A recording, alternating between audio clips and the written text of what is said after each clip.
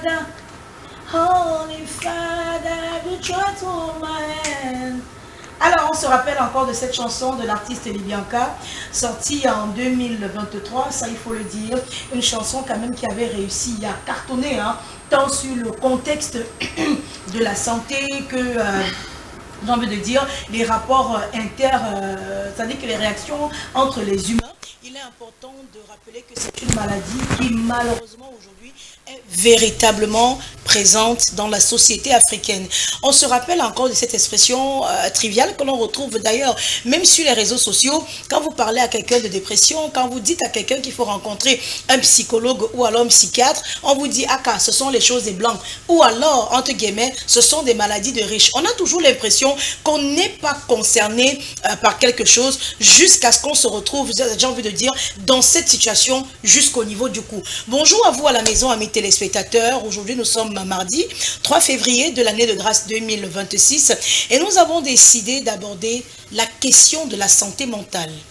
Oh là là, la question de la santé mentale, et par ricochet, on parlera d'un pan aujourd'hui très visible dans la société africaine. On parlera de la dépression. Mais surtout, la question qui en découle est celle de savoir quand s'inquiéter ou alors à quel moment est-ce qu'il faut s'inquiéter. Nous avons quand même eu la chance d'avoir le psychologue sur le plateau qui va à travers, j'ai envie de dire, des expressions terre à terre. Permettez-moi cela, parce que s'il faut rentrer dans le jargon professionnel, je pense qu'il nous fera tous voyager sans exception dans ce studio et vous avec à la maison.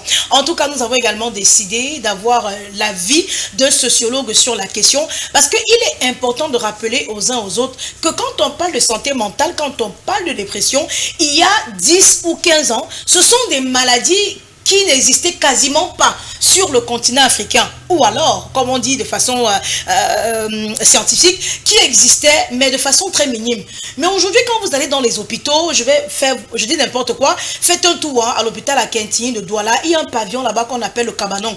Certaines personnes disent que non, c'est pour des personnes qui sont folles, ou alors c'est pour les fous, ça n'a rien à voir. La santé mentale aujourd'hui est un véritable combat, est un véritable challenge dans la société africaine actuelle. Alors, il nous parlera naturellement de l'évolution de cette société qui aujourd'hui devient de plus en plus dépressive. Qu'on le veuille ou pas, il est important d'accepter parce que c'est ça en fait la réalité. On va également avoir l'avis d'une expert en termes de conseils sur ce plateau. On va rappeler qu'elle est conseillère conjugale et parentale également, parce qu'il est important de rappeler, et le docteur nous le disait encore en off tout à l'heure, qu'aujourd'hui si vous malheureusement recevez 10 patients à l'hôpital pour des problèmes de dépression, vous avez 7 jeunes. Bon, quand on parle de jeunes, on ne parle pas de 7 à 77 ans. Vraiment, ça n'a rien à voir, permettez-moi. On parle de jeunes, c'est-à-dire que de 0 à 15 ou alors 20 ans maximum. Comment est-ce qu'on arrive à fabriquer des individus aujourd'hui autant dépressifs dans la société africaine? On essaiera, avec les moyens de bord, de répondre à toutes les questions, naturellement, qui vont vous traverser l'esprit ce matin. Et puisqu'on parle de santé, nous n'allons pas déroger à la règle. Généralement, vous le savez, quand on parle de santé sur ce plateau, on donne la possibilité aux téléspectateurs de nous envoyer des questions au 6 90 87 81 62. Alors, c'est un sans tabou ce matin encore. Lâchez-vous, posez-nous toutes les questions en rapport avec la santé mentale ce matin, mais surtout en rapport avec la dépression. Je vous rappelle que les appels et les SMS uniquement, non, je disais les SMS et les WhatsApp uniquement sont acceptés parce que les appels sont interdits. Alors, Madame Françoise Bilon, bonjour. Bonjour Miss, bonjour à tout le panel, bonjour à tous nos chers téléspectateurs. Bonjour à toute l'équipe en studio. Bonjour à ceux qui nous regardent loin là-bas. Alors, parce qu'ils sont nombreux au-delà de nos frontières. La semaine, le mois de février, il a bien démarré. Super. Super. Qu'est-ce qu'on met dans super? C'est le mois de l'amour. Est-ce que le cadeau de papa est déjà emballé? Est-ce que... Je profite pour dire que je prépare un séminaire pour le 14. Oh là là, sur l'amour. Oui, qui parle du choix du conjoint, parce que c'est très important de faire un bon choix si on veut être heureux en amour. Donc, il y a un programme que j'ai préparé pour vous. Donc, depuis le début février, là, je suis en plein au four et au moulin pour le succès de ce programme. Mais choisissez surtout les partenaires qui ne vont pas vous rendre dépressif, parce que c'est très important. Alors, Doc, bonjour. Bonjour Miss Nono, bonjour copanélistes, bonjour à ceux qui nous regardent à la maison. Bon mois de février. Merci, je suis encore très heureux d'être sur votre plateau et je pense qu'en tant que professionnel de la santé mentale, je me dois de vous remercier de nous permettre de parler de santé mentale, mais notamment de dépression, parce que c'est l'une des maladies mentales qui a le taux d'incidence le plus élevé en Afrique. Vraiment, c'est très sérieux, surtout dans la population jeune. Et je vous remercie aussi parce que c'est important de ne pas aborder les questions de santé comme au quartier. Et c'est important de faire avec des spécialistes. Je pense que la première fois que vous et moi on a eu attache, je vous disais que lorsqu'on parle de certains sujets, il faut appeler les spécialistes. Oui, chacun dans son domaine. Oui, donc appeler le sociologue, c'est très important parce que le comportement pathologique ou la maladie émerge toujours dans un contexte anthropologique, dans un contexte social. Il y a toujours une question de macro et ça a une incidence au niveau individuel. Donc si on n'a pas une compréhension scientifique, on peut s'égarer et avoir une mauvaise information. Donc, dire que c'est la sorcellerie. Voilà, par exemple. Ce sont les ancêtres qui troublent les gens d'aujourd'hui. Donc, comme je le dis toujours à vos confrères, chaque fois qu'il faut parler de santé mentale, n'hésitez pas à nous faire signe parce que nous apportons la bonne information. C'est-à-dire que ce n'est pas une affaire où on pêche dans le sexe des anges. C'est des études, c'est des choses que nous voyons au quotidien. La dépression, comme je vous disais la dernière fois pour des femmes victimes de violences, tous les jours, je vois la dépression. Que ce soit à travers des consultations en ligne, que ce soit tous les jours. Donc, quand je parle de dépression, je parle comme un chirurgien. Comme quelqu'un qui manipule ça au quotidien, comme quelqu'un qui voit tout profil de dépression.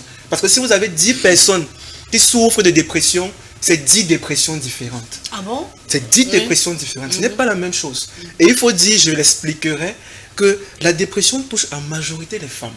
Les femmes sont les plus vulnérables. Et ça peut se comprendre d'un point de vue scientifique. Elles sont très émotives. Bon, pas nécessairement, mais ça peut se comprendre d'un point de vue hormonal, d'un point de vue biologique, ça se comprend. Mais elle est la population la plus exposée par rapport aux hommes. Donc, aujourd'hui, quand même, on se félicite du fait que la sensibilisation qu'on fait à travers les plateaux comme les vôtres permettent aujourd'hui à beaucoup de personnes de comprendre et de venir consulter pour des questions de dépression. Ou de santé mentale de santé mentale de manière générale. Donc, encore une fois de plus, merci. Et tout à l'heure, on va dérouler. C'est nous qui vous remercions en tout cas, c'est-à-dire Miss Nono et son équipe de production. C'est nous qui vous remercions d'être venus, mais surtout d'avoir répondu présent à notre invitation. Parce que vous le disiez encore ce matin, ça sera du XXL en termes de production ce matin. Parce que quand on parle de santé, mais surtout de santé mentale, accrochez-vous à la maison, amis téléspectateurs. Alors, on va prendre notre tout dernier invité en la personne de Franck Fotso. On va rappeler que vous êtes sociologue, encadreur à l'université de Yaoundé. Alors, Franck, bonjour. Bonjour, Louise. Comment vous allez? Ça va très bien. Bonjour, parfait. Bonjour. Bonjour à tout le monde à la maison. Le mois de février, il a bien démarré? Ouais, très bien. Très bien. Je reviens de l'Ouest, j'ai respiré de l'air pur et tout, ça va. Alors, donc, ce que je ne vais pas dire grand-chose. Pourquoi? Parce que Dr Martial, il a très bien introduit. Peu de mots, il a dit... je veux dire quoi? Il a dit la quintessence de ce qu'on va dire tout au long de cette émission. Alors, à chaque fois, il faut faire appel aux professionnels de la chose, aux personnes qui comprennent la chose. Alors, avoir eu la brillante idée d'associer un psychologue à un sociologue et aussi à une conseillère, je pense que c'est un cocktail XXL. Parce que là, en fait, les domaines sont liés. Voilà. Il y a une connectivité entre tout ça. Et je pense qu'au terme de cette émission, certains trouveront soit des solutions, soit des pistes de solutions. Soit ils vont même se rendre compte qu'ils sont malades. Qu'ils sont malades, voilà. Parce que l'autre problème, c'est que beaucoup souffrent de dépression sans savoir qu'ils sont dépressifs. Et même leur entourage ne sait pas qu'ils sont dépressifs. Donc, aujourd'hui, je pense que cette émission va lever le voile sur beaucoup de choses et aussi beaucoup sensibiliser les gens. Donc, que chacun s'asseye bien devant son téléviseur, mette bien le volume. Ça va être intéressant. Merci en tout cas. On va passer à la toute première articulation de ce programme télévisé pour les abonnés de tous les matins et surtout les abonnés du meilleur 10-12 au Cameroun. Vous le savez, c'est l'instant du coup de gueule. Alors, je ne sais pas c'est quand la dernière fois vous êtes allé dans un supermarché faire des courses, mais récemment j'étais quelque part et moi j'ai dit non à l'arnaque, vraiment. C'est-à-dire que les propriétaires de supermarchés et hypermarchés autres là, vraiment, stop à l'arnaque. Et moi j'appelle ce matin parce qu'il faut dire qu'on a déjà traité de ce sujet. Mais je souhaiterais à la fin de cette thématique ou alors à la fin de ce coup de gueule, prendre deux angles d'attaque. On dit en anglais, ça. Voilà, thank you. Voilà, deux angles différents. Pourquoi? Parce qu'on a le volet publicité. C'est-à-dire qu'on vous vend un sac dans un marché avec le nom du sac estampillé dessus. Je dis n'importe quoi. Vous avez un sac LTM par exemple qu'on va vous vendre. Vous allez vous balader avec le sac de LTM là dans tout doigt là.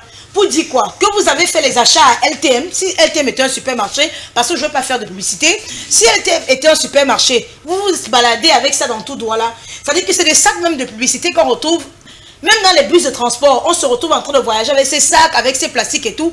Peut-être vous ne le saviez pas. Est-ce que vous savez que c'est de la publicité gratuite que vous faites à ces gens? C'est-à-dire qu'après avoir fait les courses de quoi? 50, 10 000, 100, 150 000 francs, on vous vend des sacs dans lesquels vous allez garder, ou alors vous allez transporter ces marchandises pour les diriger vers la maison. Mais vraiment, arrêtez ça. C'est de l'arnaque à ciel ouvert.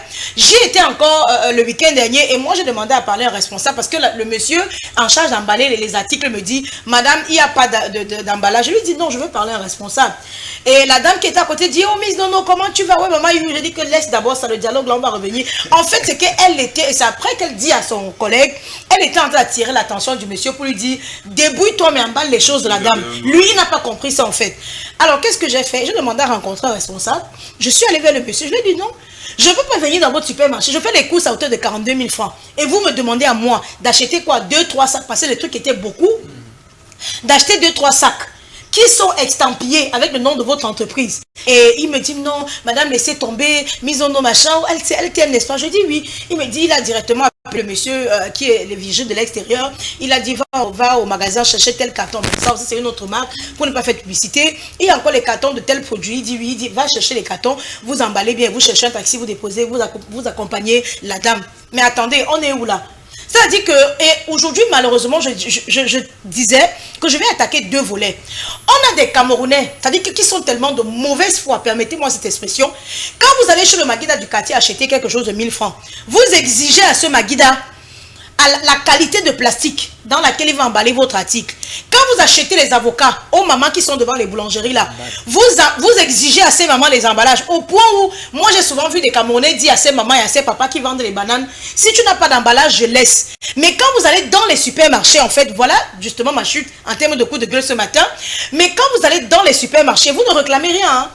C'est-à-dire qu'on vous vend des articles, on vous vend des plastiques, parce que j'ai comme l'impression que dans un supermarché, vous avez entre guillemets dans votre tête une vie de bobo. C'est-à-dire qu'on ne discute rien, on ne marchande rien, on ne veut... C'est-à-dire que tout ce qu'on vous impose là-bas, vous obéissez au doigt et à l'œil. Mais quand vous vous retrouvez dans les boutiques, par exemple en Bopi, chez vos frères camerounais, ou dans la boutique du quartier, vous êtes tellement exigeant. Vous achetez l'article de 150, vous demandez le plastique noir. Vous achetez un truc de 500, vous réclamez des formes, le plastique de 50. Le plastique noir qu'on vend à 50 là. Que non, je ne peux pas m'encombrer avec ça. Il faut mettre. Mais quand vous allez dans ces mêmes supermarchés là, on vous vend des plastiques ou des sacs avec lesquels vous vous baladez dans tout doigt là. Des sacs qui comportent quoi? De la publicité. De la publicité qui est censée être... C'est-à-dire que si vous avez 500 personnes par jour, je dis n'importe quoi, à qui vous avez vendu ces sacs estampillés LTM, vous faites automatiquement la publicité d'LTM. C'est-à-dire que quel que soit l'endroit où vous vous retrouvez de façon systématique. Et pour les plus curieux, ceux qui ne savaient même pas que ce supermarché existait, qu'est-ce qu'on fait? On vous demande vite fait, c'est situé où? Alors est-ce que là-bas, les articles sont abordables? Est-ce que... C'est-à-dire... Mais il faut voir l'attitude de ces mêmes Camerounais. C'est-à-dire qu'ils sortent du supermarché, devant vous avez une maman qui vend les avocats ou qui vend la canne à sucre. Il faut voir l'attitude de cet homme-là. Des fois, on dit que la banane c'est 500. Il va appuyer toute la banane de la main là pour acheter ça finalement à 300. Alors qu'à l'intérieur là-bas, vous avez discuté avec qui? Les prix qui ont été collés sur les étalages dans les supermarchés, vous n'avez rien discuté. Hein? C'est-à-dire que les mêmes noix de muscade qu'on vend au marché à 100 francs, dans ces supermarchés, on vous vend 7 noix de muscade à 1500, voire même 1800. Vous achetez sans discuter. Vraiment, c'est-à-dire qu'il est temps que la mentalité, il est temps que cette mentalité africaine change. Stop à l'arnaque, vraiment, ces supermarchés-là. Et je pense que nous, les consommateurs, ou alors nous, les acheteurs, nous sommes, j'ai envie de dire, le véritable nœud du problème. Parce que si 10, 20, 30 personnes par jour dans un supermarché refusent même d'emporter les articles qui ne sont pas emballés, ils vont systématiquement changer. Merci, Madame Bilon. Oui, tu chutes pas ce que je suis en train de... Donc, si il y a au moins, comme tu dis, 10 personnes par jour qui disent que non, qui refusent, ça va attirer l'attention parce que c'est des choses qu'il faut décrier. Ce n'est pas normal. Ce n'est pas normal. Le minimum, c'est que tu achètes la marchandise, tu achètes au produit. En plus, on dit supermarché, ça veut dire que tu pars à un endroit où on n'étale pas la marchandise comme au marché. C'est-à-dire que la marchandise, soit tu trouves dans les... Comment on appelle les endroits là, les étages là, tu trouves la marchandise bien classée. Bien achalandée. Bien achalandée. Dans les rayons. Dans les rayons. Et maintenant, on veut que tu arrêtes à la main. C'est une façon, quand on te demande de payer le plastique, en d'autres termes, on te dit que arrête tes choses en main. Tu as acheté ici, mais arrête ta main. C'est ce qu'on veut dire. Quand on te dit qu'achète le plastique, parce qu'en temps normal, on doit t'emballer la marchandise. Même quand je vais au marché, même pour acheter, tu achètes même un petit paire de chaussures, même pour l'enfant, on emballe. Même là où je pars pour acheter la tomate, même la tomate de 100 francs, on emballe. Comment je vais aller là où tu fais les achats de 40 000, comme tu dis 42 000 francs, on n'arrive pas à emballer. En plus, on dit supermarché, marché de marque, supermarché. Et quand comme tu as dit tout à l'heure, là, ils ont des étiquettes, des logos, donc partout. Bien inscrits sur les sacs. Bien inscrits, on fait leur publicité et tout, et tout, et tout. Donc finalement, c'est comme une sorte d'arnaque. Donc c'est comme ceux qui viennent acheter ne sont pas conscients, quoi. Ce sont des imbéciles, quoi. Donc à tous les niveaux, on veut gagner et on ne veut pas perdre. Non, ce n'est pas normal. Moi non plus, je ne pense pas qu'il faut encourager ces supermarchés-là. Et on doit sensibiliser davantage. Parce que si plusieurs personnes se plaignent comme toi, pas seulement dans le supermarché là où tu étais, même dans les autres supermarchés, partout on doit décrire ça. C'est la même chose. Hein? Oui, c'est la même chose. Même tu peux acheter le pain, si tu n'achètes pas le plastique, tu vas porter ton pain, ou bien tes pains entre les mains. Ce n'est pas normal. On doit emballer, tout doit être emballé, ce n'est pas normal. Bon, juste 2 mots. Je pense que j'ai déjà eu ce genre de problème avec quelques serveuses à une époque, surtout dans les boulangeries, parce que à une époque, on a décidé de vendre maintenant les plastiques biodégradables, si je ne me trompe pas. J'ai déjà eu plusieurs fois les problèmes avec les serveuses dans ce sens. Et généralement, j'ai 2 types de combats avec les serveuses. Soit elles sont mal polies, soit vous donnez l'impression que vous n'avez pas le choix. Si vous ne voulez pas le plastique, vous le laissez, on remballe. Et pour moi, c'est très malsain. Mais je pense que maintenant, il faut savoir que c'est du business. Nous sommes dans une logique du business. Et le business, parfois, est très malsain. Maintenant, d'un autre côté, comme tu as dit, le nœud du problème, c'est nous parce que quelqu'un qui a son sac instaplié XXL, par exemple, lui, il est fier d'avoir ça, au contraire. Toi, tu t'en plains, lui, il est fier de marcher avec le sac. Et de dire que je sors de tel supermarché. Exactement. Et finalement, il emballe, il ou elle emballe ses choses. Peut-être si elle part au marché central, Kouloulou, elle va partir avec. Pour prouver qu'habituellement, voilà, je vais dans ces endroits. Voilà, vous voyez que c'est un comportement qui crée chez le consommateur un comportement théâtral. C'est-à-dire que finalement, on s'exhibe. Et voilà là où ça devient vicieux, ça devient une dépendance. Maintenant, je pense qu'on est quand même dans un pays où il y a des régulateurs, il y a quand même l'association des consommateurs. La Ligue des consommateurs, il y a des régulateurs. Oui. Et parce que c'est vraiment très malsain quand on achète de l'avocat, même chez le maquis du quartier, il vous donne un bon plastique. Mais quand vous allez faire des dépenses de pratiquement 100 000 francs, et qu'on vous demande de payer, voilà. Maintenant, je pense que c'est une question de sensibilisation. Parce que si nous, chacun de nous qui allons dans ces structures, réagissons comme vous avez réagi, je suis sûr qu'en 5 jours, ça va changer. Voilà, je pense que s'il faut faire confiance à qui de droit, ça sera très compliqué. Voilà en 2 mots ce qu'on peut dire. Franck Photo. Pour ma part, moi je pense que c'est surtout un problème de complexe.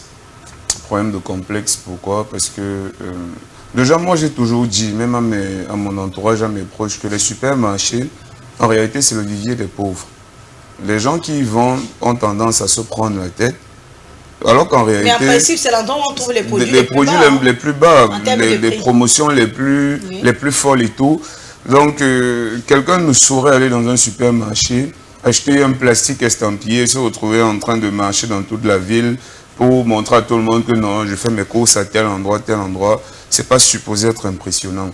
Alors si les gens tuent déjà ce complexe-là en eux, ils pourront revendiquer. Parce que je ne comprends pas comment tu peux aller voir une maman qui se débrouille au bord de la route ou un boutiquier chez qui tu fais des achats de 500 et tu réclames que l'emballage représente 10% du montant que tu as dépensé. Parce qu'un plastique normal, c'est à partir de 50 francs.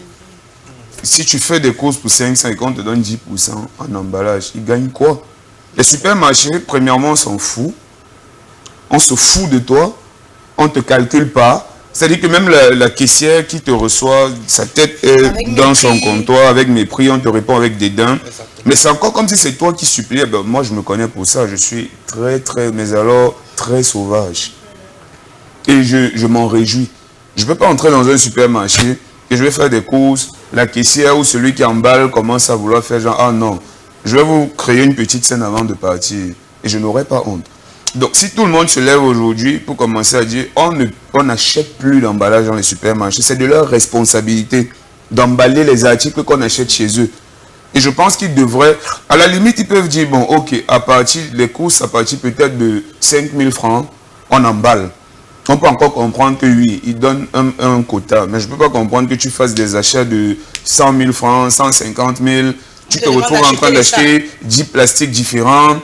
C'est on va mettre dans les cartons. Ce sont les plastiques, hein, ce sont des sacs. Des sacs, oui. On vous dit non, le sac ici c'est peut-être 300 francs. Tu te retrouves en train de prendre 3-4 sacs.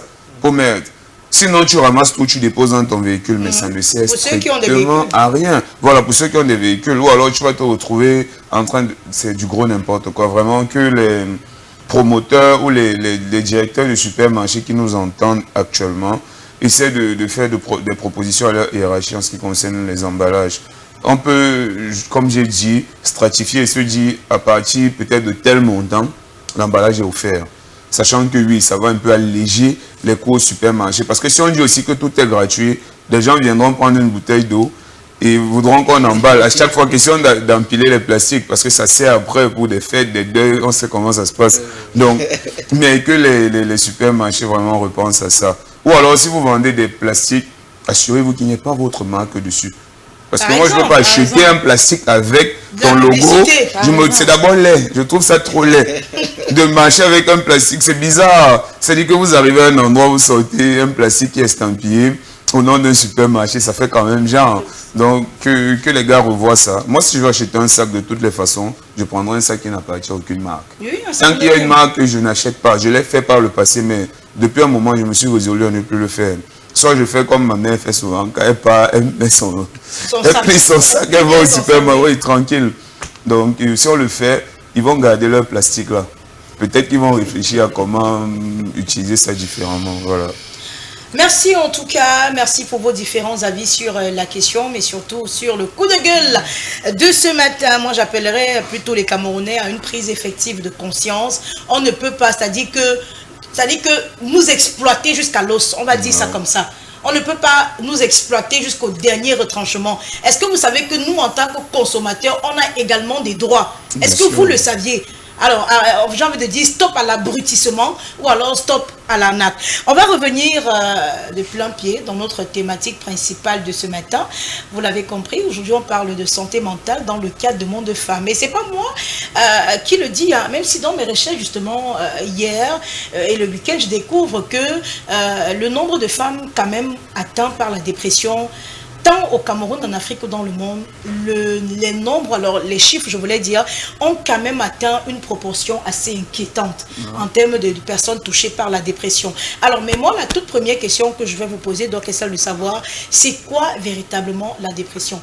Qu'est-ce qui distingue la dépression d'une simple tristesse? Est-ce que toutes les fois où on est triste, c'est parce qu'on est dépressif? Merci pour votre question qui est pertinente. Il faut dire que déjà la dépression, c'est une maladie mentale. Qui dit maladie, ça veut dire qu'il y a un ensemble de symptômes qu'on va observer qui vont durer pendant un certain nombre de temps.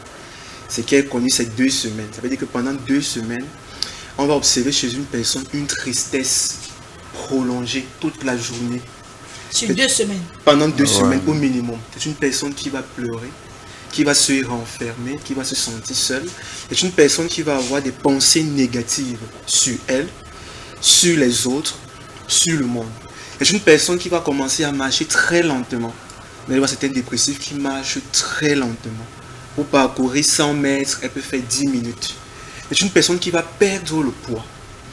C'est une personne qui va vouloir sauter la vie parce que la dépression est envahissante, elle est étouffante. Et parfois, c'est tellement étouffant que la solution pour respirer parfois, c'est de vouloir sauter la vie. Parce qu'au moins, en sautant la vie, on ne souffre plus autant. Et c'est pour ça que les personnes qui vont essayer de se suicider, c'est une stratégie extrême. Mais qui pour leur cerveau, à l'instant, est utile. Parce qu'au quotidien, vous ne dormez pas. À l'intérieur de votre cerveau, vous avez l'impression qu'il y a 4 marchés d'équivalent de Mobi. Donc ça tourne, ça tourne, ça tourne, ça tourne.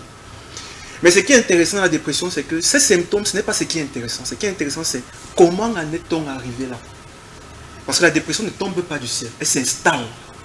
Elle s'installe, parfois elle prend du temps pour s'installer. Mais parfois ça peut être dû à une violence subie prolongée dans le mariage ou dans la famille par exemple.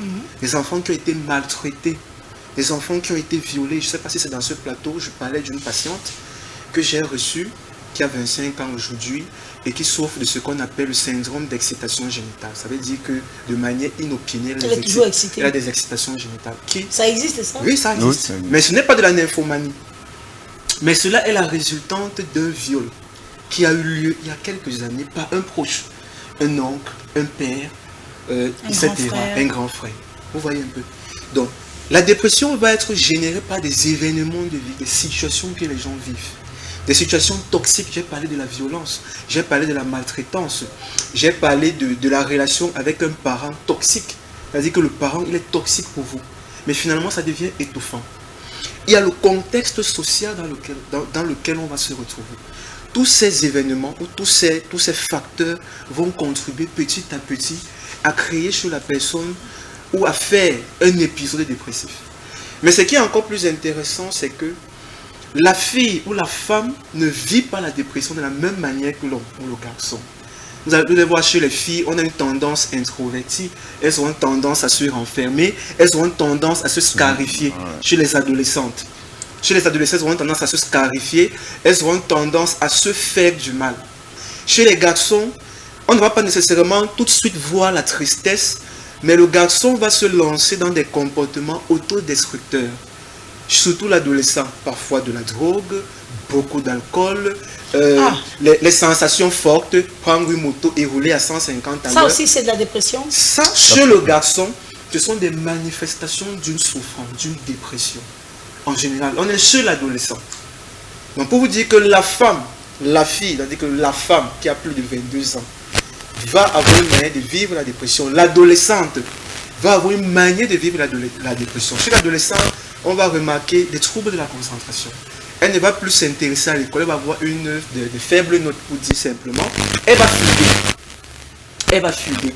Elle va rechercher une sécurité émotionnelle vers des personnes qu'on ne recommanderait pas. Voilà. Et parce que quand vous recevez ces enfants, vous voyez qu'en fait, ce sont des comportements qu'elles vont avoir parce qu'au fond, il y a une grosse tristesse. Parce que le père est constamment violent avec sa mère. Et elle vit ça tous les jours. Et pour échapper ça, elle fugue. Parce qu'au fond, il y a une tristesse. Mais pour la fille, parfois c'est difficile d'en parler. Le garçon peut facilement en discuter avec un ami, un collègue, un camarade. Mais chez la fille, parfois c'est difficile. Donc de manière ramassée, pour un premier jet, voilà comment on peut reconnaître chez une personne un comportement dépressif. Maintenant, on va ajouter parfois les tentatives de suicide. Voilà.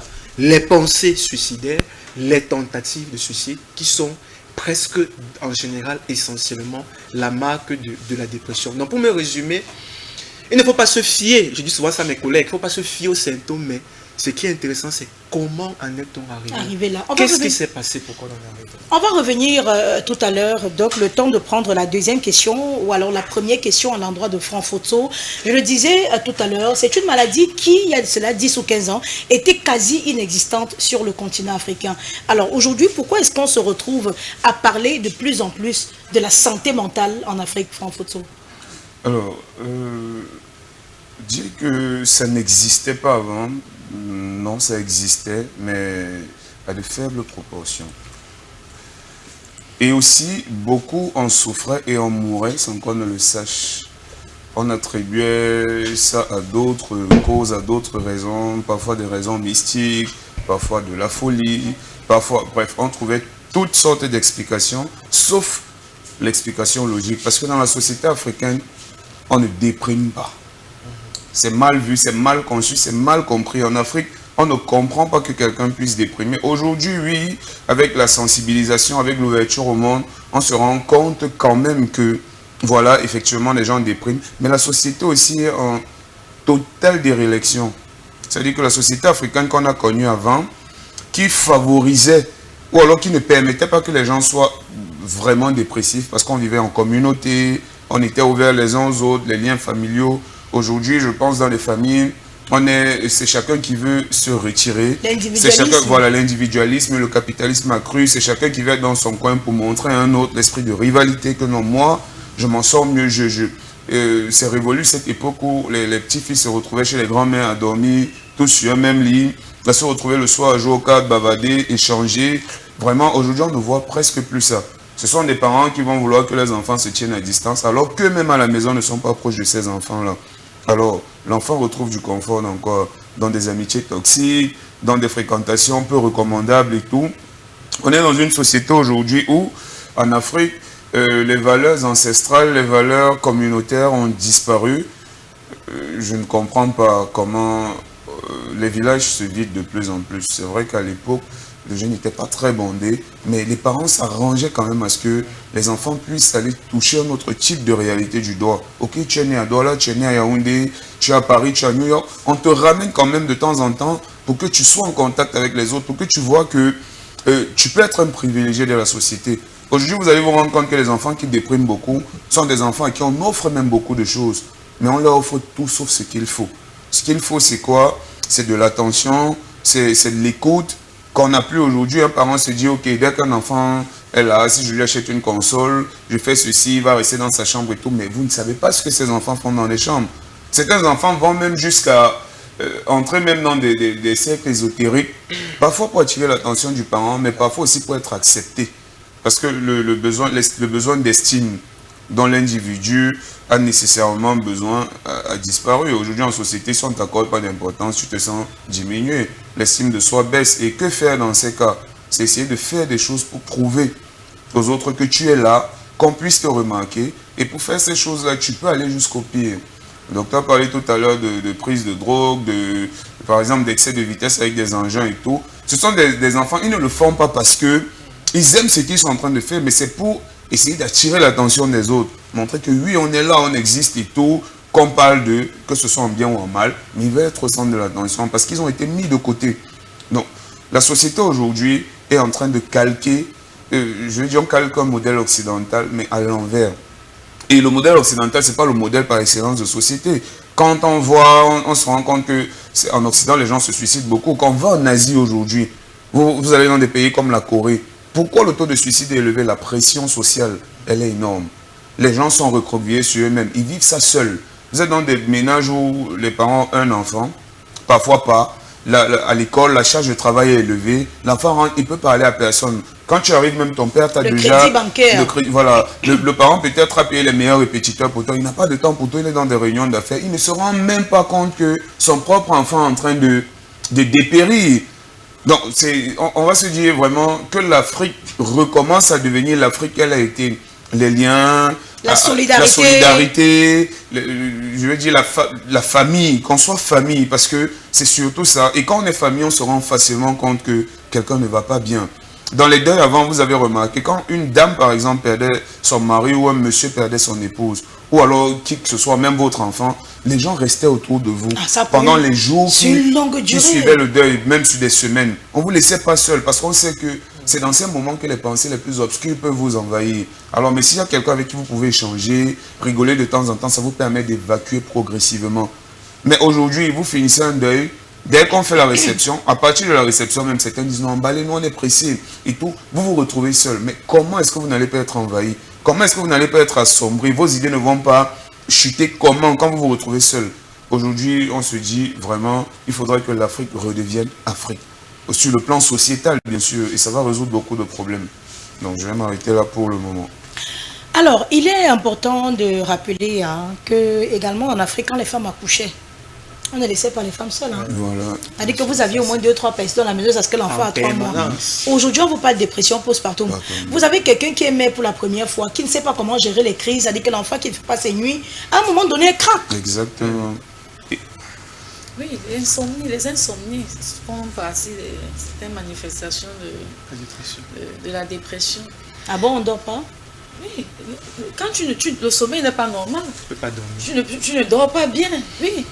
Il y a même l'alimentation qui n'est pas équilibrée. Ce sont des signes aussi de la dépression. Quand tu n'as pas d'appétit, après tu manges beaucoup, après tu prends le point genre là, après tu écris. Donc on ne peut pas s'aimer. Au fait, il parlait de la société. Avant on disait que l'enfant était l'enfant de tout le monde. Aujourd'hui ça devient de moins en moins ça. Chacun garde son enfant. Aujourd'hui c'est que chacun garde son enfant. Que chacun s'occupe, parce que chacun est prudent. Donc avant c'était que le voisin, avant que ton parent ou ta famille n'arrive, ton voisin était ta première famille. Mais de nos jours, même avec le voisin, on est prudent. Quelqu'un déprime chez lui, il meurt même. Oh, c'est l'odeur du cadavre qui fait savoir aux gens qu'il y a quelqu'un qui est décédé là-dedans. Hein? Oh, tu vas voir que peut-être ce monsieur, avec son voisin, il n'y a même pas le bonjour, bonsoir. Parce que quand tu es en bon terme avec le voisinage, au moins de temps en temps, le voisin peut venir même toquer, chercher à connaître mes voisins, comment et tout. Les temps difficiles sont en train d'avoir une influence sur la santé des uns et des autres. Quand je parle de temps difficiles, ça développe en certains un esprit de supériorité, chez d'autres un esprit d'infériorité. Quand je parle de supériorité, parce qu'à un moment donné, il y a des personnes, quand ils sont allés dans la vie, n'ont pas connu d'échec. Et dès qu'ils ont connu un petit échec comme ça, là, c'est fini. Leur relèvement, donc ils ne conçoivent pas qu'on peut échouer. Ils ne conçoivent pas que non, la vie est faite de haut et de bas. Pour eux, c'est que la vie est faite de haut, de haut et de haut. Mais si tu raisonnes comme ça, c'est à tort. Parce que tu vois, les inquiétudes vont finalement t'amener à te retrouver dans une situation. Même la Bible dit que ne vous souciez pas du lendemain. Que n'entretenez pas les soucis. Qui par vos soucis peut ajouter une coudée à sa vie? Non, personne. Personne. Les gens doivent comprendre que les temps sont difficiles, mais il faut savoir manager parce que la mauvaise gestion même des problèmes peut mettre quelqu'un dans un état de dépression. Tu as les soucis, tu as les problèmes, tout le monde passe par des problèmes, tout le monde passe par les difficultés. Mais si tu ne comprends pas qu'à des moments tu dois lâcher prise, tu ne dois pas prendre ton problème là comme une fatalité. Que non, la vie est faite pour avancer. Ça n'a pas donné aujourd'hui, demain ça peut peut-être donner. Donc toi tu conçois que chez toi tu ne dois pas échouer, tu ne dois pas rater. Tu as perdu le travail aujourd'hui, ça arrive. Les gens doivent comprendre que, au fait, il n'y a aucune situation qui soit éternelle. Tu as perdu l'emploi aujourd'hui, peut-être tu as l'habitude que depuis des années tu travailles, tu ne sais pas ce que c'est que perdre l'emploi. Du jour au lendemain tu perds ton emploi. Je pense que le plus important c'est que tu es tombé, mais tu vois comment tu vas te relever. Parce que si tu t'accroches, le problème, non, c'est pas au niveau facile à dire. Le problème, c'est que c'est un germe, cette phase-là. Et ça, ils entrent dans la dépression. Parce que moi, je connais une dame, c'est une dame elle a été directeur, ou elle gérait des milliards, plus de 8 milliards. Dans une société, je ne voulais pas, peut-être les gens de sa famille sont en train de regarder et tout. On savait qu'elle ne connaissait pas d'échec. On dit que depuis qu'elle a commencé à fréquenter, depuis qu'elle est entrée à l'université, depuis qu'elle a commencé à travailler sa vie. Mais dès qu'elle a connu un petit truc comme ça là, et puis elle a perdu le travail, alors je vous parle, elle déprime et sa dépression est prolongée. Pour elle, elle est là plus que aiguë. C'est pas, il y a plusieurs phases de dépression comme il a dit, mais pour elle, je ne sais pas quelle phase c'est déjà. Donc je veux dire que sa part est déjà une phase où elle s'isole. Elle ne veut même plus voir les gens, elle ne veut même plus se faire aider.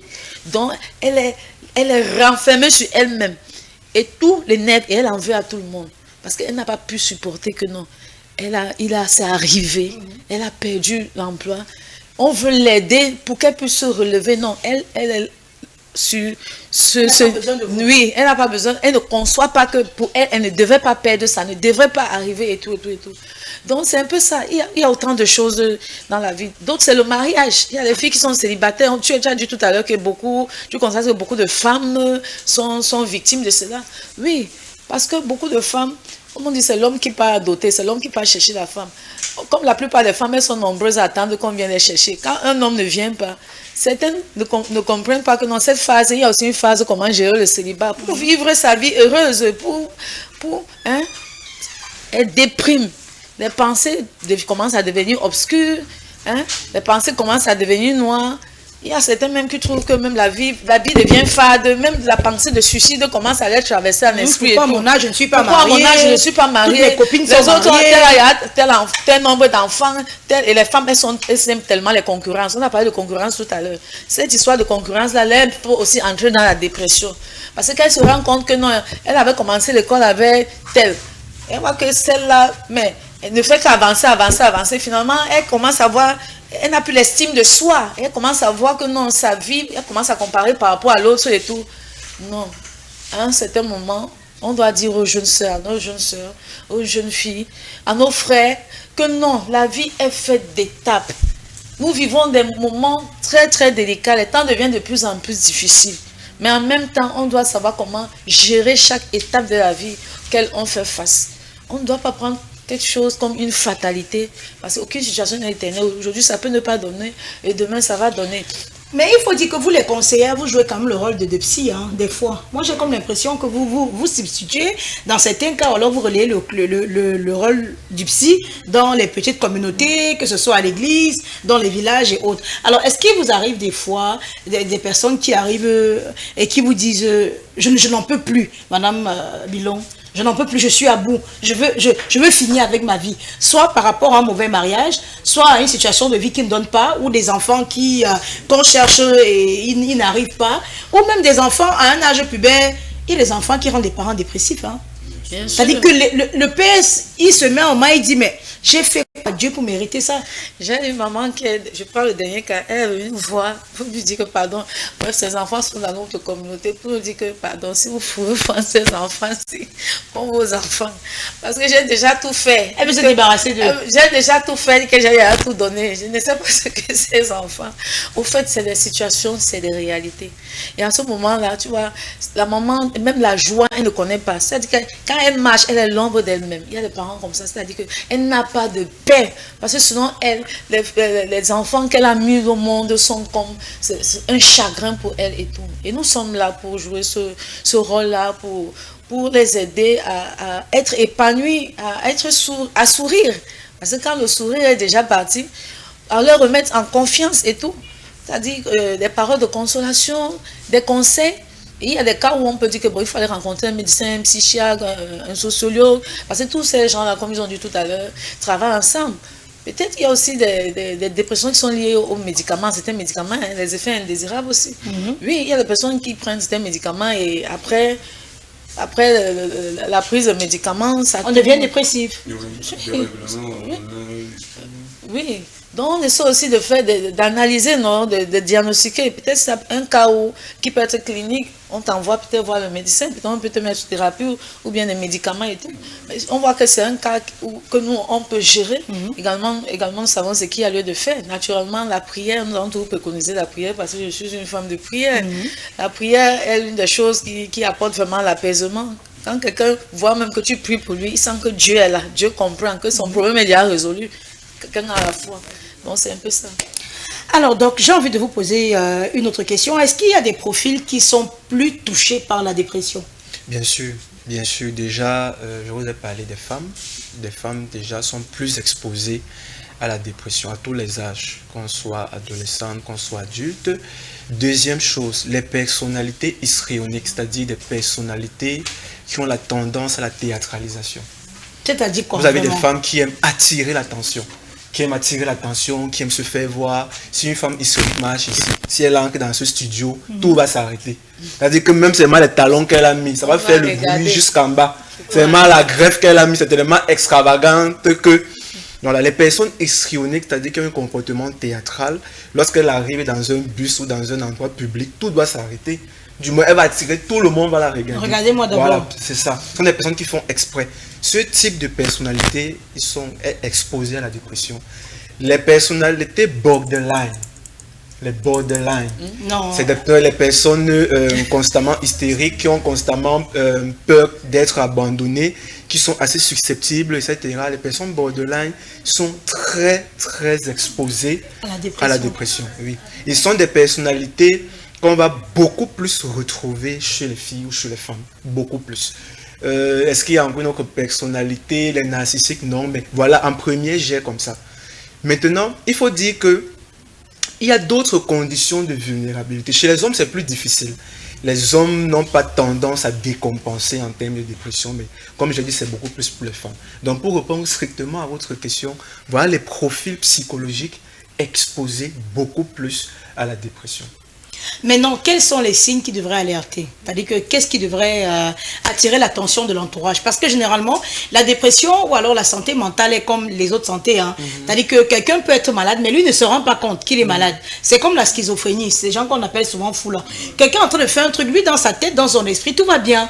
Ce qu'il fait est normal. Alors justement, quels sont les signes qui devraient attirer l'entourage que cette personne est en train de déprimer ou alors cette personne est rentrée en dépression? Déjà, c'est que la personne, on connaît ses habitudes, on connaît comment elle fonctionne au quotidien. Ça veut dire qu'on va retrouver que 2 ou 3 choses vont changer. En général, elle va moins parler, parle plus. Elle va beaucoup plus s'isoler. Elle va éviter les conversations avec les uns et les autres. Elle va beaucoup plus être dans son coin seul. C'est quelqu'un qu'on va voir constamment pensif, constamment avec les idées ailleurs, constamment avec le regard lointain. C'est quelqu'un qu'on va voir constamment dans une position stéréotypée. Elle peut rester comme toute la journée. La main sur la joue. Oui. C'est une personne qu'on va plus trop voir au quartier ou à la maison. C'est une personne aussi qu'on peut observer qui devient de plus en plus violent verbalement. Violent verbalement, qui devient, comment je vais dire, qui devient autoritaire, qui ne veut plus rien respecter. De manière spontanée, c'est encore de comprendre pourquoi. C'est une personne qui va avoir un comportement qui n'est pas rationnel, qui n'est plus rationnel. Alors qu'on savait que non, Sandrine ou bien Georges, d'habitude, est comme ça. Lorsque vous observez déjà ça, il faut déjà être, pas en alerte, mais déjà faire attention. Déjà faire attention. Et commencer à dire, mais qu'est-ce qui ne va pas? Parfois, la personne peut vous repousser. Vous allez vouloir aider la personne, elle vous repousse carrément. Elle vous repousse carrément, elle ne veut rien comprendre. On va des personnes qui deviennent violentes. Donc ça que parfois, chez cette personne, parfois on va les aider malgré elles. C'est-à-dire que parfois des personnes qu'on va les aider malgré elles. Mais j'ai reçu une jeune fille, nièce d'une collègue, qui a développé ce qu'on appelle le syndrome du Saddam. Le syndrome du Saddam, c'est quand vous avez votre mâchoire ici qui gonfle. C'est un syndrome qui est lié à une maladie dentaire. Mais elle a développé ça, c'était une conséquence d'une dépression chronique. Ça veut dire qu'elle vit dans une maison avec des parents ou avec un père qu'elle estime assez toxique pour elle. Mais elle a tellement gardé ça en elle, elle intériorise tellement ça qu'elle a commencé à développer une maladie du corps. C'est vrai que vous allez voir une personne qui va développer une fièvre, une maladie qui n'est pas courante, comme ça on ne sait pas d'où ça vient. On part à l'hôpital, on ne voit rien de concret, on fait des examens, on ne voit rien. Vous voyez un peu. Voilà des signes qui peuvent alerter. Mais pour que ça alerte, il faut que l'entourage soit vigilant. Si l'entourage n'est pas vigilant, ça ne va pas alerter. Et pour revenir à ce que M. Fotso et la conseillère ont dit, ben c'est que on peut être dans une maison en 5. Mais on a 5 individus, on n'a pas 5 personnes. Ou on n'a pas une communauté, on a 5 individus. Chacun de son côté. Donc je peux dormir sur le même lit avec vous. Par exemple, d'habitude, vous avez l'habitude de vous réveiller à 7h30. Mais vous vous réveillez maintenant à partir de vous vous réveillez à 12h. De lundi à vous vous réveillez à 12h, on ne comprend pas pourquoi. Ça, c'est un signe d'alerte. D'habitude, tu ne te réveilles pas à 12h. Qu'est-ce qui se passe? Elle ne parvient même pas à prendre une cuillère pour manger ou pour mettre dans la bouche. Donc, pour que ça alerte, il faut que l'entourage soit vigilant. Il faut qu'il y ait de cette empathie. Il faut qu'il y ait cette empathie. Il faut qu'il y ait cette envie d'être là pour l'autre. Et lorsque c'est comme ça, on peut maintenant chercher à aider la personne. Pour certains, ça sera malgré elle. Pour d'autres, il faudra vraiment forcer. Parce que si on continue à les laisser comme ça, elles peuvent s'enfoncer. Miss, je voudrais parler même il y a des cas de déception amoureuse. Oh, le gourmand. Les cas de séparation, là, ça affecte et ça influence considérablement. Et on encourage généralement les gens de poser des problèmes. Venez poser vos problèmes. Parlez de votre mal-être. Parce que plus tu gardes ces blessures intérieures, plus en toi, ces blessures vont sécréter d'autres choses. Et le plus souvent, ceux qui sont autour de ces personnes-là sont souvent ceux qui encaissent, si je peux dire. Même quand on parle ou parfois violents. Oui. Ils sont parfois très violents. On remarque parfois que lorsqu'une personne a ce type de comportement, mais tu n'es pas la première à perdre ton enfant. Tu n'es pas la première dont le mari est parti. Tu n'es pas la première dont le mari bat. On ne doit plus respirer tu n'es pas parce la que tu as cette première situation. qui vient d'accoucher. Cette stigmatisation peut parfois être un accélérateur. Que ne dérange pas les gens, disent donc, oh, Voilà. ton gars t'a barré, et puis quoi. Voilà. Cette stigmatisation peut parfois être un Oui, et ils le disent, hein. C'est-à-dire que même en famille, et curieusement, ce sont les personnes très proches de vous. Et voilà. Et pour revenir à ce Que ne dérange pas les gens, tu es la première qui peut un enfant. Pour revenir à ce qu'il disait, c'est que ça, c'est devenu... Moi, je pense que nos sociétés la société est dynamique, comme je disais la dernière fois, mais elles sont devenues, je ne sais pas comment dire ça, parce qu'il faut dire que la maladie mentale se contamine. Le comportement violent se contamine.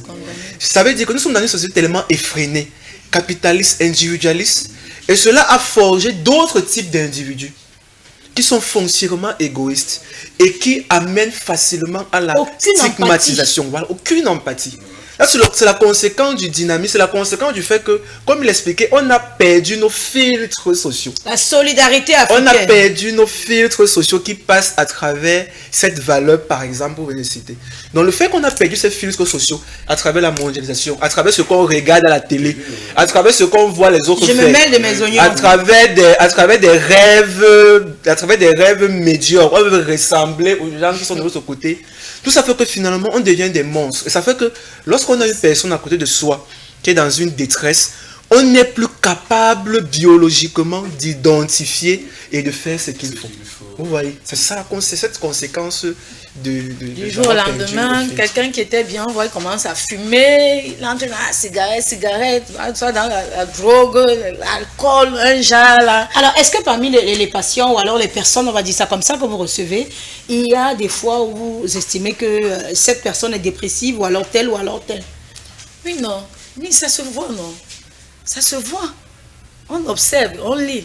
On sait que celui-ci est dans un état de dépression ou elle est dans un état de dépression. Non, après aussi, comme je disais...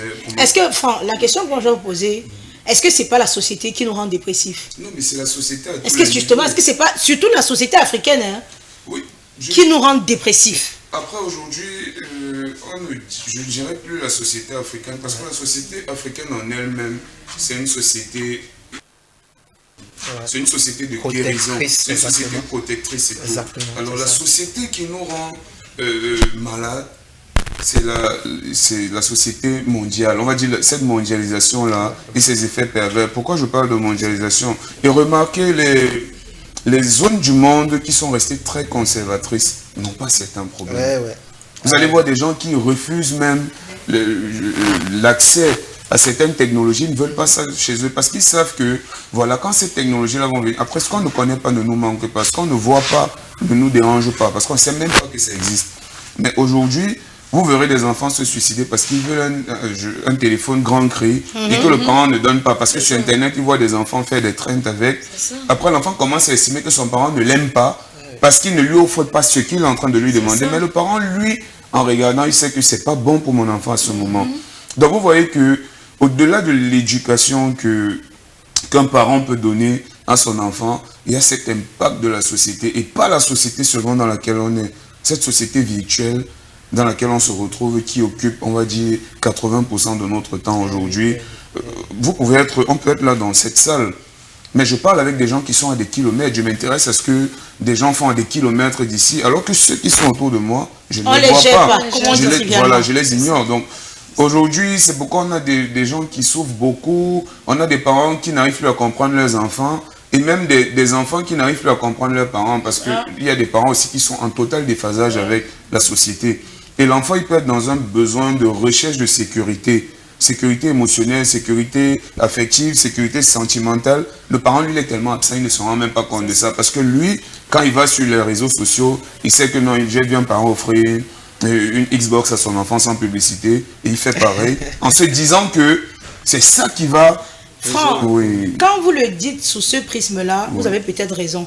Mais moi, je parle d'une société africaine aujourd'hui où la réussite est devenue, ou alors la réussite des uns met la pression aux autres qui vont finir par devenir des êtres dépressifs. Je m'explique. J'en arrive, c'est justement pourquoi je dis que ce n'est pas la société africaine. C'est un modèle qu'on a calqué ailleurs. Sauf qu'on a calqué ce modèle, on veut l'adapter en Afrique. En Afrique, ça ne peut pas passer. C'est pourquoi on a des êtres qui ont été préparés pour un monde qui n'existe plus. On a été préparés, on nous a donné une certaine éducation. On savait que ça va aller dans la continuité de la société africaine, de ce que nos parents ont connu, même s'il y a des moments, il y a eu des décalages. Mais aujourd'hui, on se rend compte que les parents transmettent des valeurs. La société africaine transmet des valeurs. Vous avez dit par exemple tout à l'heure que l'enfant c'était l'enfant de tout le monde. Ça, c'est selon la conception africaine de la chose. Mais aujourd'hui, vous allez vous rendre compte que même l'enseignant qui est supposé avoir une autorité sur l'enfant ne l'a plus. Parce que quand l'enseignant gronde un enfant, le parent vient. Alors que le même parent n'est pas présent à la maison pour son enfant.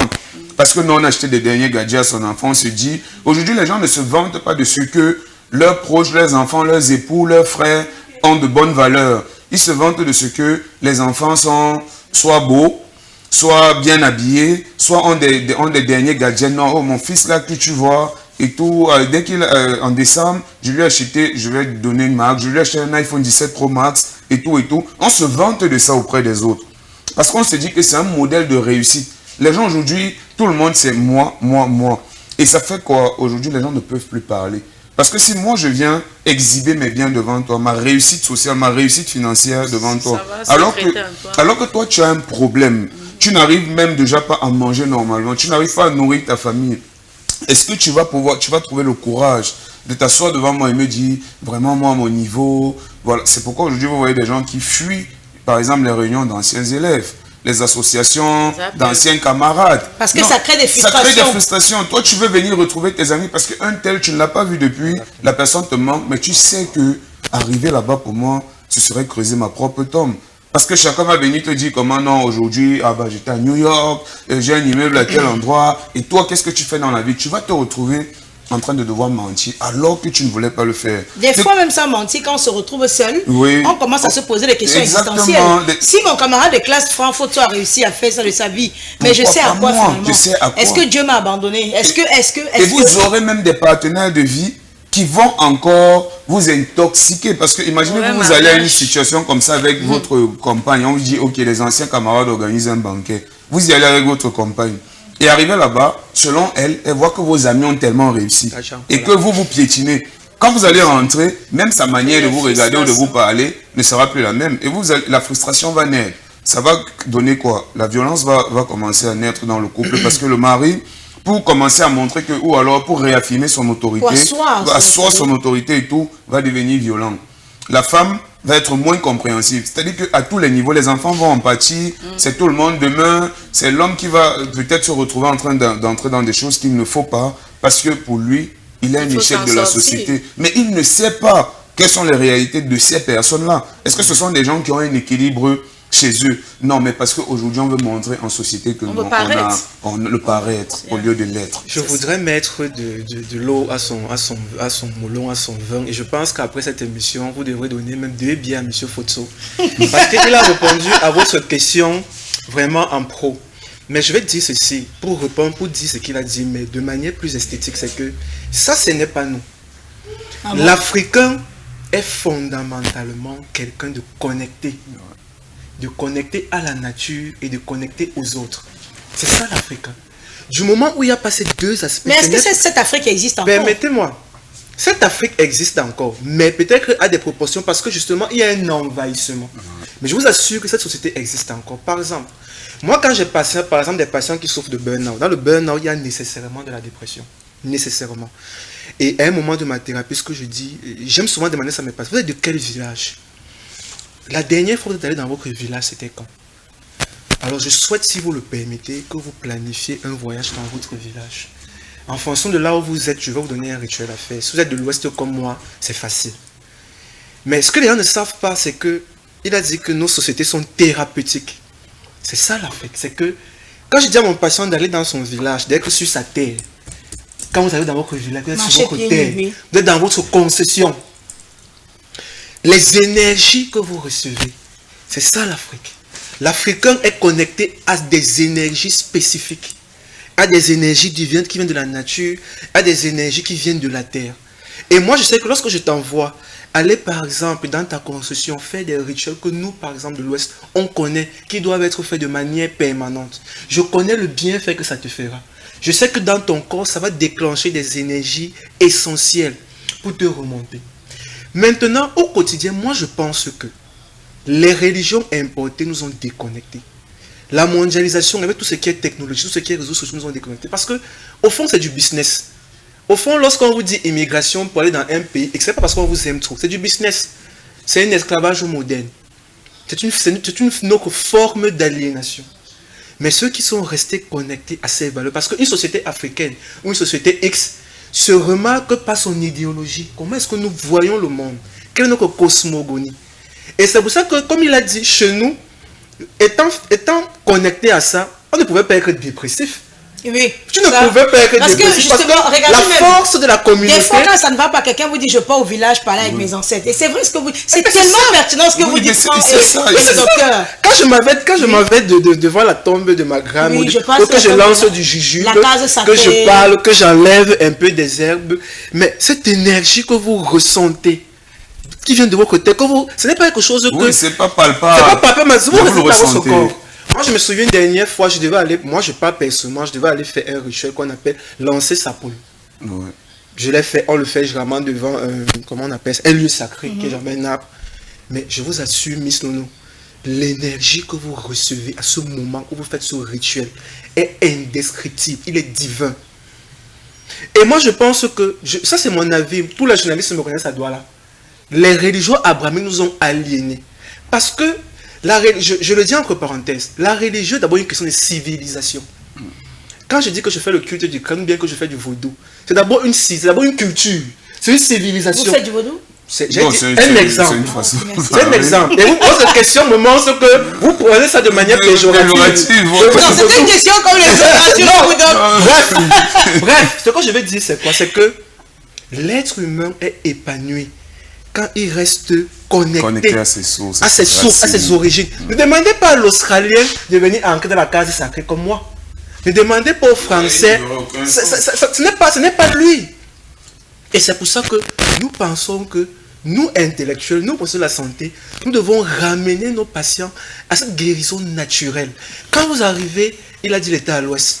Moi, j'ai toujours pensé que l'ouest, c'est l'endroit le plus beau au Cameroun. Et qu'on n'a pas besoin d'aller dans les pays occidentaux pour passer ses congés. Allez à l'ouest, allez au Grand Nord. Quand vous entrez dans une forêt, que vous avez autour de vous des eucalyptus, vous ne pouvez pas imaginer comment le divin se connecte à vous. Et en fait, c'est ça la guérison. La guérison, c'est du naturel. C'est des choses qui ne sont pas artificielles, c'est un construit. Mais la guérison doit toujours être cohérent avec qui vous êtes. Est-ce qu'on comprend ça? Et c'est pour ça que, pour me chuter, si on reste connecté à ces valeurs de manière anthropologique, de manière idéologique, de manière pragmatique, je vous assure des problèmes qu'on n'aura pas. Les réunions de famille qu'on fait chaque août, vous allez voir, à partir de juin jusqu'à septembre, les prix pour aller à Bafoussam, c'est déjà 10 000 allées. Vous pensez qu'il y a un pas pour perdre le temps. Mais c'est parce qu'il y a quelque chose qu'on part rechercher, on part se ressourcer. Parfois c'est le moyen de tuer, parfois c'est le lieu de partir, parfois à la source, au Marigot où je partais quand j'avais 9 ans. Quand vous partez à la source au Marigot, vous sentez... C'est-à-dire qu'on fait le vide. Et c'est vrai, hein, donc... C'est exactement parce ça. Parce il m'arrivait des fois d'aller même seulement à Fumbault où j'ai grandi. Et quand je m'arrête devant l'école primaire où j'ai fréquenté, c'est-à-dire que je vois là, attendez, les réminiscences, je me vois en train de jouer dans la cour de l'école primaire, je me vois en train de jouer en dorchi devant notre barrière. Et quand vous revenez en Douala, curieusement, le lundi, là, quand vous êtes à l'antenne... Non, mais attendez. C'est-à-dire que quel que soit le gourmand même que vous avez eu avant, ou alors la déception financière, quand vous revenez de là, vous êtes... C'est ça. J'aurais conduit de Yaoundé pour Douala que ce matin, j'aurais été crevé. Parce que je suis rentré très tard dans la nuit. Mais revenons de l'Ouest. Je vais même laisser toute cette partie invisible qu'on a citée, qui est avérée. Parce que quand tu vas, tu es connecté à tes sources. Mais au-delà de ça, quand vous allez à l'Ouest, si vous avez eu l'habitude d'y aller, que les gens vous connaissent, le simple fait d'arriver ici, Miss Nono, je vais à Fumbault. Et Miss, tu as regardé le fait que tout le monde te salue. Pas ton nom propre. Pas ton nom propre. C'est comment? Comment ça va? D'abord, c'est pas Miss Nono. Une voisine va venir là, et Nana, si on t'a fait à manger, on t'envoie quelque chose à manger. Vous n'étiez pas venu, on peut dire mon petit. Non, mais donc, vous allez voir en fait que rien que ça, alors que vous vivez en ville dans une société où vous pouvez arriver, vous entrer dans votre appartement sans que personne ne vous regarde. Vous croisez votre voisin même au palier, à peine c'est un bonjour furtif parce que oui, politesse, ok, on se dit ça comme ça. Mais on ne vous remarque pas. Vous êtes dans un univers où on n'attend rien de vous, mais les gens sont fiers de vous voir. Et ça fait longtemps, c'est une rigolade, c'est une accolade et tout. Que vous le vouliez ou non, ça recharge vos batteries. Et vous allez voir que si vous êtes venu avec votre humeur était down, au fur et à mesure, ça remonte. Et quand vous revenez, on ne comprend pas ce qui s'est passé. Vous avez pris des médicaments, vous avez rencontré des thérapeutes, mais on ne comprend pas ce qui s'est passé. Sauf que vous revenez, vous êtes neuf. Vous êtes une nouvelle personne. Pourquoi? Parce que vous avez vu des gens qui s'intéressent à vous et c'est ça le problème de la société aujourd'hui. L'humain ne s'intéresse plus à l'humain. Et c'est pourquoi je vais toujours dire que... Oui, quand on dit que Socrate est le père de la philosophie, je vais toujours le dire et on ne va jamais nous prouver le contraire. C'est effectivement le père de la philosophie parce que réussir à mettre l'homme au centre de la réflexion philosophique, c'est avoir tout fait. Les gens ont donné tout type d'objets à la philosophie avant, mais quand on met l'homme au centre de la réflexion, tout ce qu'on fait, c'est pour l'homme. Alors, si les gens travaillent pour de l'argent, ils ont raté. Mais on se fait de l'argent pour faire plaisir aux personnes qui sont autour de nous. Alors, il faut tout articuler autour de l'humain. Oui, j'ai écouté nos copanélistes, il a parlé de retour aux sources. Retour aux sources et tout. Moi, je veux parler aussi du retour vers Dieu. On ne va pas mettre la religion à côté. Il y a religion et religion aussi. On ne parle pas de fausses religions. Non, après l'animisme aussi, c'est une religion. Donc, je pense que ça. Dieu doit toujours être mis au centre de chaque chose. Tout problème, toute situation dans la vie a toujours une solution. Mais est-ce que quand on parle de dépression, la prière aide? Vraiment, je ne veux pas que vous me jetez c'est-à-dire que prenez-moi comme une petite soeur à la maison. La question est très simple. Est-ce que quand on parle de dépression, la prière peut vraiment nous sortir de là? Parce que c'est quoi d'abord? Il y a des personnes qui dépriment au point de vouloir mourir. C'est quoi la dépression d'abord? Il y a une maladie que Dieu ne guérit pas. Tu n'as pas encore lu dans la Bible que Dieu a redonné la vie aux ossements desséchés. Il y a des personnes qui prient, et tu n'as pas lu dans la Bible que Dieu a ressuscité, Jésus a ressuscité Lazare.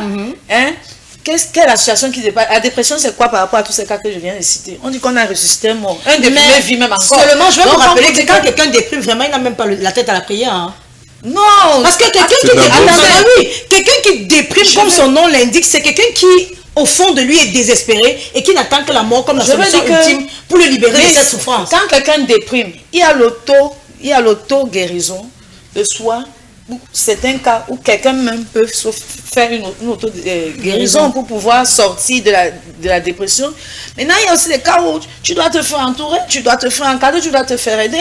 Parce qu'il y a des moments où quelqu'un atteint un niveau de dépression, justement, comme tu lui-même, il n'est plus conscient. Mais il faut que ces personnes qui sont autour de lui, qui l'aident à sortir de cette dépression. Il y a des gens qui n'ont pas prié. Parce que, non, on parlait des cas, non, il y a cas et cas. Justement, quand je parle par exemple de l'auto-guérison, il y a d'autres, ils n'ont pas besoin de prière, ça dépend. Et j'ai dit au début qu'on étudie les cas.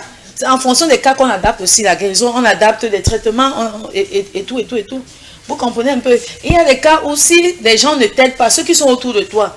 Même vous-même qui êtes autour de la personne, là, si vous ne les aidez pas, vous allez aussi souffrir de ce qu'ils... Parce qu'à un moment, c'est le membre de famille. Tous les autres gens dans leur famille vont regarder que c'est la soeur de tel là-bas, c'est le frère de tel. Je vais se dire que non, ça la regarde, c'est pour elle. Non, ça la regarde pas. C'est pour ça que la société doit également faire un travail. Quand on observe que quelqu'un a ce problème et que la personne n'est pas consciente, nous avons le devoir de faire tout et tout pour que la personne prenne conscience de ce problème ou bien qu'on aide la personne à sortir. Si on passe par les conseils, ça ne donne pas, ou par toute autre astuce, je pense que la prière ne peut ne pas être la solution. Parce que la prière est la solution à tous les problèmes. Alors, docteur, tout à l'heure, vous avez dit, quand j'ai parlé justement de l'état dépressif des personnes malades, vous m'avez dit qu'il y a toujours un élément déclencheur. Alors, est-ce qu'il y a forcément quelque chose qui déclenche la dépression? Est-ce qu'il n'y a pas des personnes qui naissent dépressives? Sinon, comment expliquer aujourd'hui qu'on a des enfants de 14 ans, 13 ans qui sont dépressifs? Mais 14 à 13 ans, il est assez vieux pour être dépressif. Il y a chez les bébés, il y a une dépression chez les bébés, par exemple. Hein? Oui, c'est un nom que j'ai oublié techniquement. Je vous prends un exemple. Un enfant naît, il a 2 jours. Sa maman ne l'allaite pas. Sa maman ne le prend pas dans ses bras. Il est seul, il crie, il pleure tout le temps. Et il n'y a personne pour le prendre dans les bras. Vous imaginez un enfant qui a 2 jours, il a le plus besoin de la chaleur de sa mère ou des seins ou du lait maternel. Un enfant comme celui-là, au bout de 24 peut commencer à déprimer.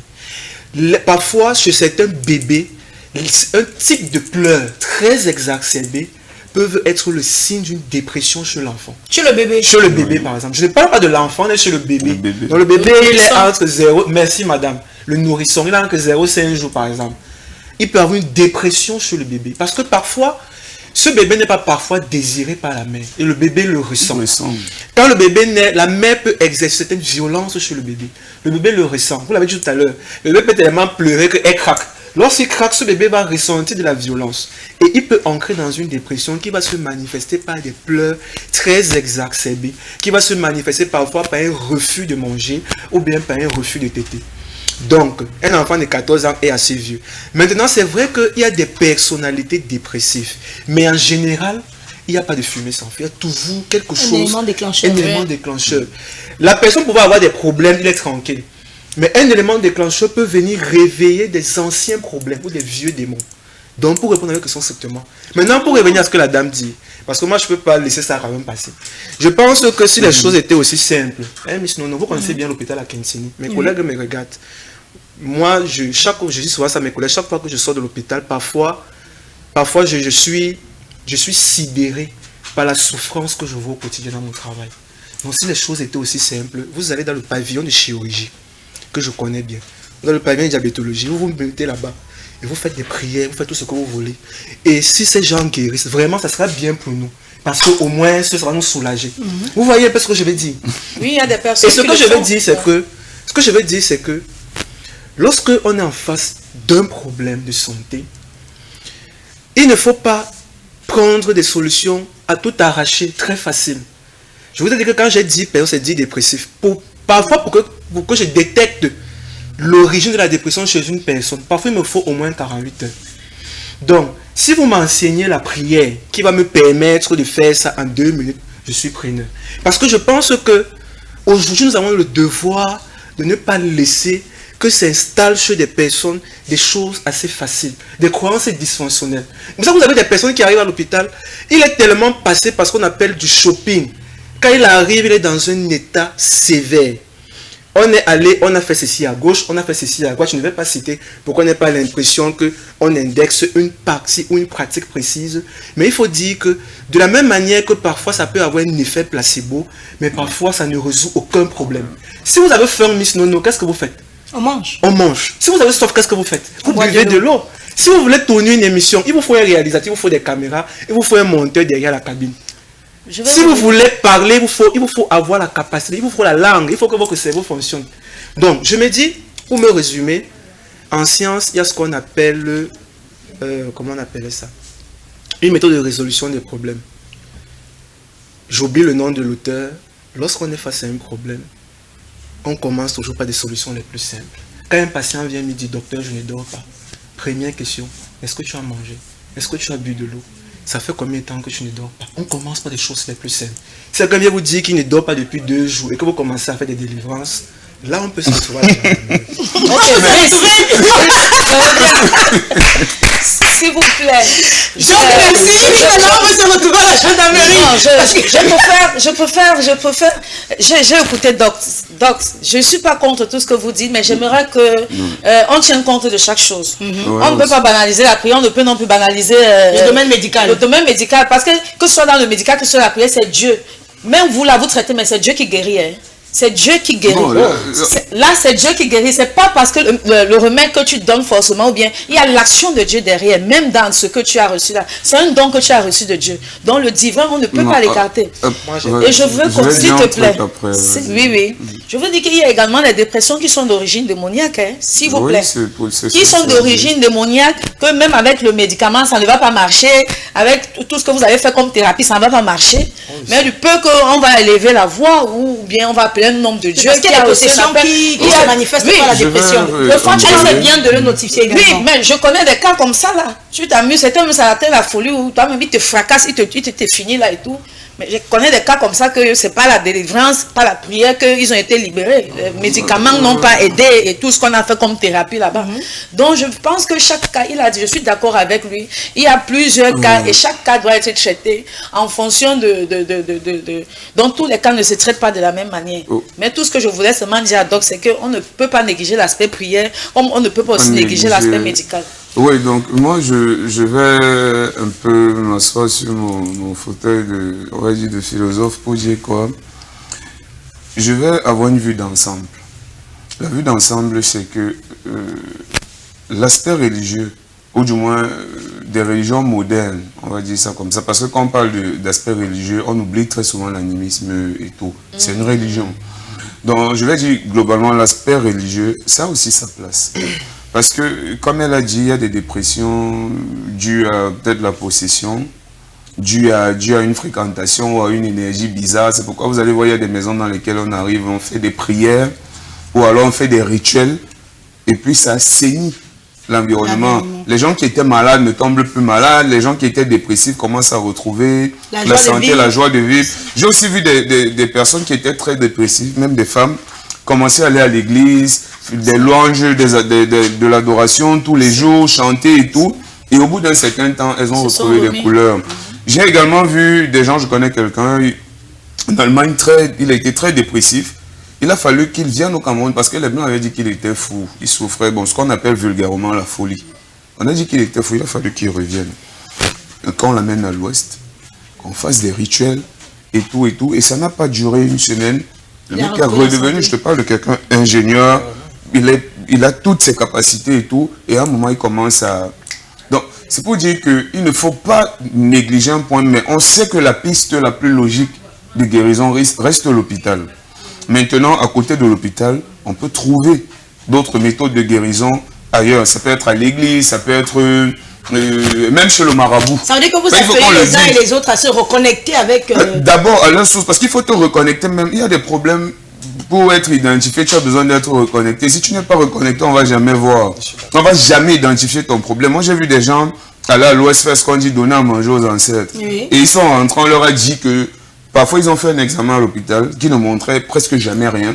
Et il revient, on fait le même examen, on lui dit tu souffres de tel problème depuis. C'est pour dire qu'il y a des choses. J'ai vu, les gens ne peuvent pas trouver de relation, par exemple, entre un accident que quelqu'un fait et le fait qu'il soit déconnecté de ses ancêtres. Mais ça existe. Logiquement, quelqu'un va te dire non, c'est pas possible. Comment Alors, vous êtes en train de dire en gros qu'aujourd'hui, c'est parce que l'Africain, permettez-moi de reformuler, c'est dessouché. C'est parce que l'Africain non seulement s'est dessouché, il a perdu ses repères, qu'on assiste à cette société dépressive aujourd'hui. Oui, chez nous en Afrique, en partie, pas que ça, mais en partie. Et tout, moi je vais accuser, comme j'ai dit, la mondialisation. Et quand je parle de mondialisation, ça vient avec les réseaux sociaux, les médias, l'individualisme, le capitalisme exacerbé. Aujourd'hui, le communautarisme a disparu. À l'époque, les gens n'avaient pas besoin de millions pour être... L'Afrique, c'était un continent de personnes heureuses. Tu vois, les femmes riaient à gorge déployée, les hommes étaient forts, les femmes allaient au champ ensemble, travaillaient en chantant. Même dans les polygamies, les femmes étaient, on va dire, quand même épanouies. Aujourd'hui, vous aviez un homme, il avait 3 femmes qui vivaient dans la même maison. Les enfants grandissaient. Aujourd'hui, même quand tu vois un homme qui s'hasarde à être polygame, c'est chaque femme qui va te dire non, moi je ne veux pas côtoyer celle-là. Les enfants de celle-là, mais attends, ce sont les frères de tes enfants. Ce sont les... Donc, on va prendre quelques réactions, hein, vraiment, ces hommes. La dépression est une altération pathologique de l'humeur qui s'oriente et se fige vers une tristesse d'intensité anormale et prolongée. C'est pourquoi le doc a dit tout à l'heure que c'est à partir de 2 semaines successives qu'on commence à... On peut dire si quelqu'un est en état de dépression ou pas. Alors, c'est l'affectation mentale la plus fréquente. On note un point commun aux dépressifs, la perte d'un objet, le conjoint, l'enfant, la dignité, l'estime. Alors, on distingue, c'est-à-dire que 2 types, hein, c'est-à-dire que classique, fréquent en Europe et en Amérique classique. Bon, nous sommes en Afrique, vraiment. Merci pour votre message. Donc, Miss Dono, ce n'est pas que la dépression n'existe pas en Afrique, elle est juste sous-diagnostiquée. Ce sont les Africains qui n'étaient pas prêts pour la mondialisation. Alors, un autre message qui dit « Bonjour à vous, je vous suis depuis le Nord. Vraiment, j'adore votre émission. Le monsieur en rouge, il parle tellement bien et ce qu'il dit est vrai. Il nous suit depuis Ngaoundéré plus précisément.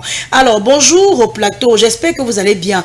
Bon, pour ma part, la dépression est un cas devenu de plus en plus courant dans cette nouvelle génération car, comme l'a dit le psychologue, on a une perte de connexion avec nos valeurs et nos sources et cela est dû à la mondialisation et à l'évolution précaire de la société d'aujourd'hui. Merci, c'est Jérémy depuis la ville de Yaoundé. Bonjour, mesdames et messieurs, je suis tellement intéressée par ce thème. En réalité, je suis en classe de terminale et je vis une dépression en moi. Je vis avec la femme de mon père et elle est vraiment méchante, bizarre, toujours implicite avec les gens. Alors, un autre message qui dit... Bon, je comprends pas, hein. Bonjour, mesdames et messieurs, logiquement, je suis... Bon, c'est le même message que vous avez envoyé avec... je ne comprends pas, on passe à autre chose vraiment. Un autre message qui dit: bonjour Misono, je suis très d'accord avec le monsieur en rouge. J'étais chez moi à Bafan samedi, il y a de cela plus de 20 ans que j'avais quitté le village. Je te jure que c'était comme une délivrance pour moi. Je sens que quelque chose m'a touché et je rends grâce à Dieu pour la bénédiction. Que Dieu bénisse Miss pour cette émission. Longue vie à LTM. Merci infiniment, c'est gentil. Alors, il y a des gens qui font des voices, on ne pourra pas les écouter, désolé. Bonjour messieurs et dames. En réalité, on se sent à l'aise chez soi. Cette sensation que nous ressentons dans nos différents villages, nous ne pouvons pas la ressentir avec un village étranger. Douala également, le village des gens. La preuve, on célèbre le Ngondo et vous voyez la caravane du Ngondo se balader partout dans les artères de la ville. Bonjour LTM, s'il vous plaît, j'ai eu jamais besoin du numéro du psychologue. Bonjour Miss, moi je ne sais pas si ce que je vis actuellement, c'est de la dépression. Je m'isole, je ne supporte pas la présence autour de moi. Je suis toujours en train de boire, car je sais que de toute façon, même si je parle, on ne me comprendra pas. Vraiment, puisque même ma propre mère ne m'a jamais encouragée. Au contraire, elle est toujours à me rappeler que je n'ai jamais rien réussi dans ma vie et elle est toujours là à me comparer aux enfants de ses copines. Aujourd'hui, je préfère m'enfermer dans ma chambre. J'y reste parfois même 5 jours sans sortir et je ne sors que pour acheter du whisky et parfois et à manger. C'est une dépression. Non, il est dépressif. Elle est dépressive. Bonjour monde de femmes, très belle thématique. S'il vous plaît, j'aimerais avoir le numéro du psychologue avec vous sur le plateau. Je suis une femme qui vit la dépression depuis mon enfance et aujourd'hui étant maman des enfants, je n'arrive pas à me contenir. Je suis tout le temps stressée, je mange à peine parce que mon entourage me voit comme une personne qui ne jouit pas de toutes ses facultés mentales. Je me sens tarie de l'intérieur et j'ai vraiment besoin d'aide. Je ne veux pas voir mes enfants grandir dans un environnement où c'est moi qui les inflige cette douleur. Je fais beaucoup d'efforts pour éviter ce côté, mais il m'arrive parfois de me laisser emporter. J'ai tellement envie d'être écoutée. D'une participante anonyme, s'il vous plaît, approuvez mon message depuis Yaoundé. Alors votre message a été lu madame et beaucoup de courage à vous. On vous mettra en contact avec le psychologue. Bonjour monde de femmes, vous êtes très jolie ce matin, Misono, merci. Pour la thématique, je pense que le remède de la dépression c'est le dialogue. Nous devons apprendre à parler de nos faiblesses à chacun. Ne cachons plus. C'est Sorel depuis Yaoundé. Bonjour Misono et à tout le plateau. C'est très grave dans les supermarchés de nos jours. Misono, tu te rends compte que tu fais les couches d'achat chez eux et ils te remettent tes produits sans emballer. C'est toi qui te débrouilles. Tant pis pour toi. N'en parlons pas des poissonneries. Bon, tu achètes le poisson, c'est toi-même qui achètes ton emballage dans les vieux... avec les vieux cartons au sol. Et si tu as tes moyens, tu achètes des plastiques qu'ils te proposent ou le sac. Misono, c'est vraiment déplorable dans les grandes surfaces. Vivons seulement, c'est le pays qui va mal dans son ensemble. Bonjour Miss, je suis une jeune femme de 26 ans, mère de 2 enfants, fiancée. Je déprime à cause de ma corpulence et à cause de... Et la source de cette dépression vient de ma propre famille. Je suis une femme de très petit corps, petite de taille et un visage d'une fille de 15 ans. Tout le temps, on me rappelle comment je ne mange pas assez. Je suis arrivée au niveau où j'ai commencé à boire des sirops, des compléments alimentaires pour avoir juste un peu de rondeur. Jusque-là, rien. Je suis toujours identique. Avant-hier, j'étais à un mariage et on m'a rappelé qu'il faut que je mange parce que je suis très mince. J'ai passé la journée à pleurer jusqu'à présent. Je ne me sens pas bien. C'est Anne de Paquita qui réagit ce matin. Oh là là. Elle doit avoir une maladie sous-jacente. C'est pas une maladie. Elle doit avoir une maladie sous-jacente qui maintient cette corpulence pas équilibrée par rapport à son physique et à son âge réel. Mais il faut qu'elle consulte. Bonjour Irène Nono et à tout ton plateau. C'est alors un autre message qui dit: bonjour à vous sur le panel. Pour le coup de gueule, je suis très d'accord avec toi. Miss Nono, merci d'être d'accord avec moi. Un autre message: bonjour ma tata, je t'adore, tu es très belle ce matin. Merci, c'est gentil. Bonjour Miss, la fête d'emballage dans les supermarchés, c'est du plus vol, organisé par les plus hauts. Miss, pour ma part, la dépression est causée par les hommes. Que les hommes arrêtent de nous énerver. C'est Esther depuis Bonabéry. J'espère que les hommes qui sont sur le plateau là, vous avez pris note. Arrêtez de nous énerver, de nous affliger des gourmands insupportables. Alors, s'il vous plaît, le numéro WhatsApp de l'homme en rouge, j'ai besoin de causer avec lui si ça peut me guérir. Je vous adore et j'adore également cette émission. Alors, un autre message, le temps qu'on se retrouve dans nos téléphones, hein, parce qu'on s'est perdu. Oui, non, mais ce qu'il faut dire pour la plupart, celle qui a précisé qu'elle a enfermé depuis 5 jours, etc. Ça, c'est une elle ne sort que pour acheter du whisky, parce qu'elle boit, elle boit. Oui, ça, c'est la dépression. Maintenant, ce qu'il faut dire, c'est que... Ce qu'il faut quand même dire, c'est que... ce qui est compliqué, c'est que les gens qui ont des problèmes de santé mentale ne sont pas compris. ils sont très stigmatisés. Oui, parce qu'elle a dit tout à l'heure que j'ai l'impression que même si je parle, on ne me Voilà, c'est comprendra difficile. pas. Et pour ça que ça, c'est l'une des choses que mon maître m'apprenait. Quand un patient vient vers vous, la première des choses qu'il veut ressentir, c'est que vous n'allez pas le juger. L'empathie. Il veut ressentir, vous n'allez pas le juger. Même quand vous recevez des personnes qui sont un peu très stigmatisées. Moi, je le dis, j'aime le dire à mes collègues. Moi, personnellement, je reçois, même si vous êtes des personnes homosexuelles, je les reçois. Il y a des personnes homosexuelles qui viennent vous rencontrer sur des dépressions. Moi, je les reçois. Parce que, au-delà de tout ce qu'on va dire, ce sont des êtres humains. Et quand ils arrivent dans votre bureau, vous avez les deux. Ils ne sont pas forcément malades, mais vous avez le devoir de les écouter. Si vous n'êtes pas à l'aise avec ça, vous les référez. Donc, pour dire que les personnes ont besoin au moins d'être écoutées, mais une écoute qu'on comprend, d'être compris, de sentir que ce que je suis en train de vivre, là, je ne suis pas folle. Maintenant, pour revenir à mes deux companélistes, rassurez-vous, moi, c'était un patient, il dit, madame, si la prière peut vous aider, faites-le. Et moi, je le pense sincèrement. Mais ce que je dis, c'est que de premier abord, il y a une méthodologie. De premier abord, voilà, c'est ça. Et de premier abord, c'est quand vous dites que ça fait 5 jours, ça fait 2 ans que je bois, ça fait si je bois. Il n'a pas d'abord besoin d'un conseil. Il faut d'abord l'orienter, qu'il soit diagnostiqué comme elle est en train de dire. Est-ce qu'on comprend ça? Donc, il faut aujourd'hui qu'on arrête de stigmatiser les gens. Les gens n'ont pas les mêmes ressources. Les gens n'ont pas grandi dans les mêmes endroits. Les gens n'ont pas les mêmes capacités. Et il n'y a rien de plus violent que de minimiser la détresse ou la souffrance d'une personne. Qu'une personne vous dit que je suis malade, je me sens mal parce qu'on se moque de moi, que vous estimez que c'est léger. C'est seulement pour ça. Donc, vous savez, ça c'est criminel. J'ai fait un post, je crois que c'était vendu samedi, où je disais aux gens, cette année, même si l'envie vous prend, évitez de demander aux gens quand est-ce qu'ils vont se marier ou alors quand est-ce qu'ils vont avoir des enfants.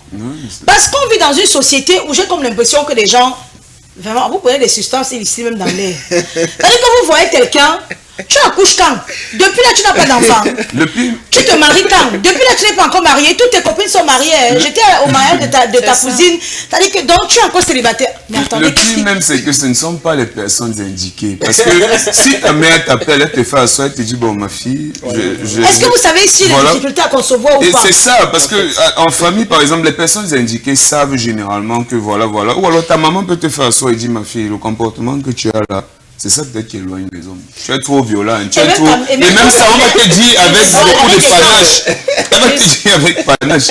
J'ai suivi un message pour revenir à ce qu'il disait. Je connais une église qu'on a montré, je ne sais pas, c'est mon mari qui m'a montré sur TikTok, où il y avait une personne qui était malade. Et la famille est venue prendre la personne pour l'amener à l'hôpital. Et les membres de l'église ont bloqué le malade pour dire que non, c'est d'abord la prière. Donc, pour revenir à ce qu'il disait tout à l'heure, quand il y a un cas, vraiment, ce n'est pas...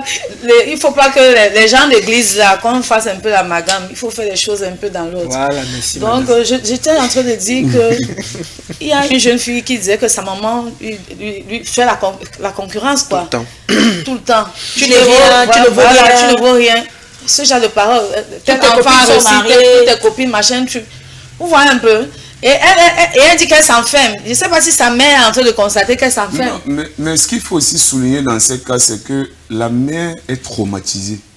La vraie personne qui est malade, la première personne à être malade, c'est la mère. Parce que la mère est en train de projeter ses frustrations sur sa fille. Parce qu'elle-même, c'est clair qu'elle n'a pas réussi.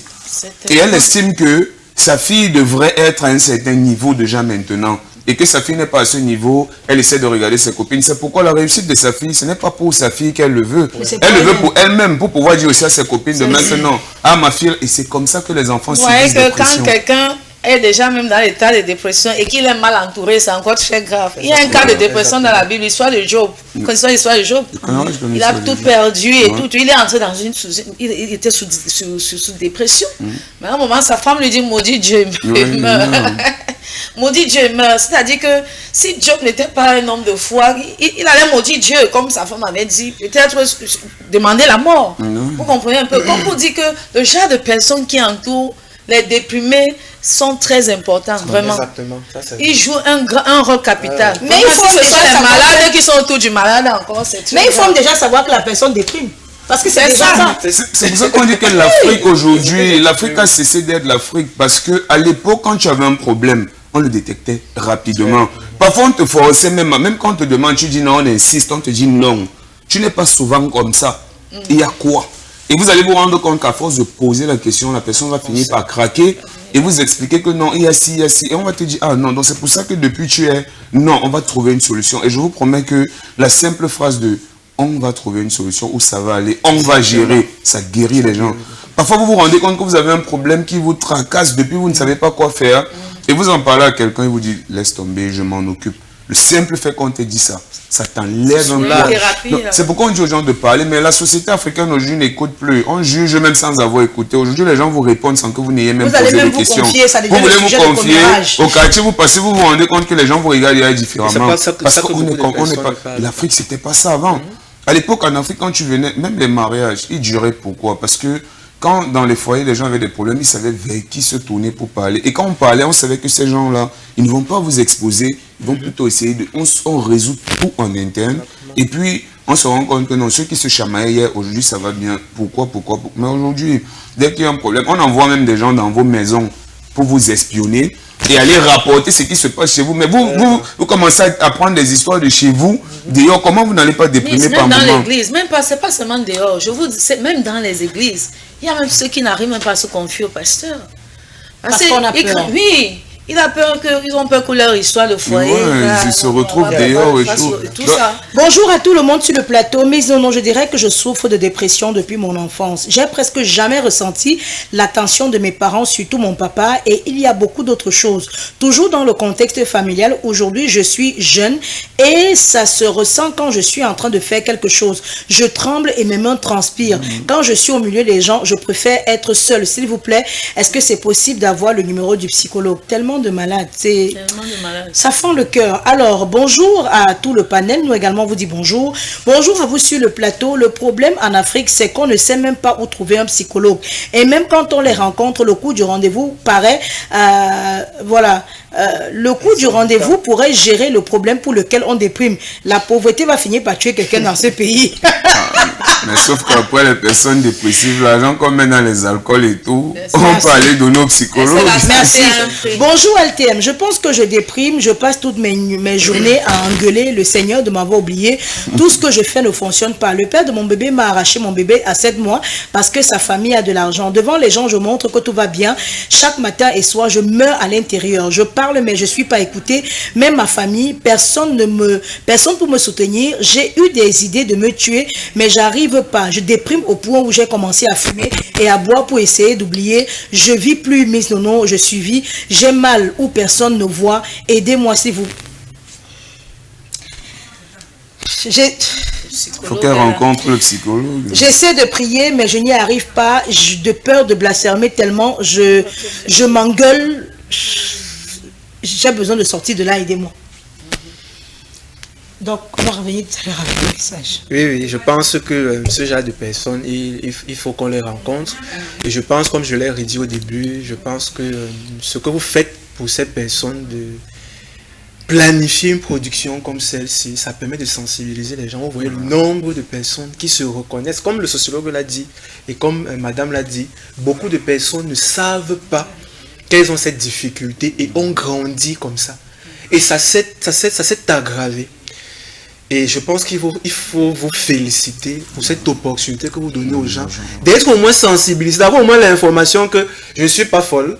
Ce que j'ai, c'est quelque chose de connu. D'autres personnes connaissent, c'est gérable, c'est connu, il y a des spécialistes qui gèrent, il y a des personnes qui gèrent ça, et que je peux avoir accès à la ressource pour me faire aider. Et parfois, on va mettre la question du prix devant. Mais la question du prix, justement, comme madame a dit, en santé, parfois, on est très flexible. Il y a beaucoup de patients, qu'on soit à l'hôpital, qu'on soit en privé, comme parfois on reçoit pour beaucoup. Mais il faut savoir que lorsqu'on veut s'aider, il y a du prix. Lorsqu'on veut se faire du bien, il y a du prix. Ça, c'est naturel. Une consultation coûte combien à l'hôpital Si on est à l'hôpital classique, 4 000, 5 000. Parfois, je pense que mes collègues de Jamon me parlent de 2000 francs. Oui, même au... Jamon, je pense que le CMA de Bonamous a dit c'est 2000 également. 2000. Parce que j'avais un psy avec lequel je travaillais qui a fini par aller en France. Voilà. Lui également, il était de ce côté, il me disait 2000 francs. Oui, dans les hôpitaux publics, c'est relativement accessible. Généralement, ce qu'on fait même, c'est que Vous payez 4000 francs, ici chez nous, vous payez 4000 francs, parfois c'est 2 séances. 2 séances. Vous payez 4000 francs, je vous vois 2 fois, bon. et vous payez encore 4000 francs, je vous vois 2 fois. Mais vous, quand vous allez au SNAP, vous buvez les billets à combien? Voilà. C'est ça. Maintenant, il y a des personnes qui peuvent être reçues en privé. Ça, Oui. ce n'est pas le plus important, c'est d'avoir l'opportunité et le cadre d'adresser la question, le problème, à la personne adéquate, formée. Les Il faut psy- vous assurer que la personne qui est devant vous, peu importe le titre qu'il décline, psychiatre, psychologue, tout ce qu'on veut, il faut vous assurer qu'il est ce qu'il dit. Il faut vous Que assurer la qu'il a la personne soit compétence, qu'il a la qualifiée, ouais. qualification. Parce que Trop au de Cameroun, charlatans. il y a beaucoup de charlatans. Merci beaucoup, monsieur Fotso. Aujourd'hui, le métier de psychologue est malheureusement vampirisé par des personnes malsaines. Et aujourd'hui, on essaie de venir à vos émissions pour rétablir ça, pour dire que le métier de psychologue est encadré au Cameroun. Ce n'est pas tout le monde qui est psychologue. Nous ne sommes pas une grande communauté, mais on sait où on retrouve les psychologues. Dans les Alors sociétés justement, publiques, puisqu'on etc. parle de consultation, à quel moment consulter? À partir de quand consulter? Dès que vous C'est-à-dire sentez que ça ne va pas, vous venez consulter. On n'a pas besoin d'attendre que ça soit grave. Il faut surtout ne pas attendre que ça soit grave. Quand vous sentez que il y a quelque chose qui ne va pas, venir consulter. Pour qu'on désamorce ça le plus vite possible. Vous pouvez venir consulter, on vous dit que bon, là, il n'y a pas quelque chose de grave pour le moment. Voilà, faites deux ou trois choses et c'est suffisant. Que d'attendre que ça prenne des proportions importantes avant de venir consulter. Il y a des personnes pour qui quand ils viennent, on dit que bon, voilà, c'est gérable, on fait deux ou trois, c'est que ça suffit. Dès qu'on sent que ça ne va pas, on cherche à consulter. Et je pense même Est-ce que qu'on quand soigne la c'est- dépression? Pardon? Est-ce qu'on soigne la dépression? Mais vous demandez au pape s'il est catholique. le- Vraiment. Non, justement, permettez-moi, oui. C'est-à-dire que est-ce que c'est Miss Nono. les antidépresseurs sont Miss Nono, systématiques ou alors... je vais le dire ici de manière solennelle, c'est sans narcissisme. Nous soignons la dépression au quotidien. Avec ou sans médicaments. Le psychologue soigne la dépression sans médicaments. Parfois, on va faire intervenir les médicaments lorsque c'est sévère. Les antidépresseurs. La Les phase antidépresseurs, vraiment si vous clinique voulez, de la lorsque c'est chose. sévère. Ou bien lorsque la personne arrive dans une situation très urgente, il faut d'abord hospitaliser. Mais la dépression, nous la soignons au quotidien. Ah, ça veut dire qu'on avec peut de la hospitaliser plus belle- quelqu'un pour dépression? Oui, bien sûr. bien sûr. On peut vous hospitaliser pour une dépression, ça peut durer. Parce qu'il y a des personnes qui arrivent déjà sévères. Ou il faut d'abord lever l'urgence. Et pour lever l'urgence, il faut l'hospitaliser. Il faut le mettre sur médicaments. Tranquilliser. Pour gérer. Dès que l'urgence est gérée, maintenant, avant qu'on peut engager la thérapie.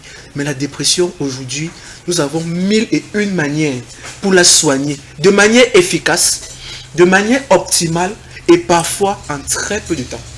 Wow. Parce que comme je vous ai dit, la question n'est pas le symptôme que je ne dors pas, que je me suis. C'est pas important pour moi. Ce qui est important pour moi, la c'est cause, comment l'origine. on est arrivé là. Ah, qu'est-ce qui est l'élément Comme déclencheur? l'autre vous a dit, le père de mon enfant m'a arraché mon enfant parce qu'ils sont riches. C'est l'élément déclencheur. Vous voyez qu'il y a une injustice derrière. Il y a une violence. Il y a la maternité qui a été arrachée. Donc il y a ces enjeux qu'il faudra aller travailler, qu'il faudra réparer.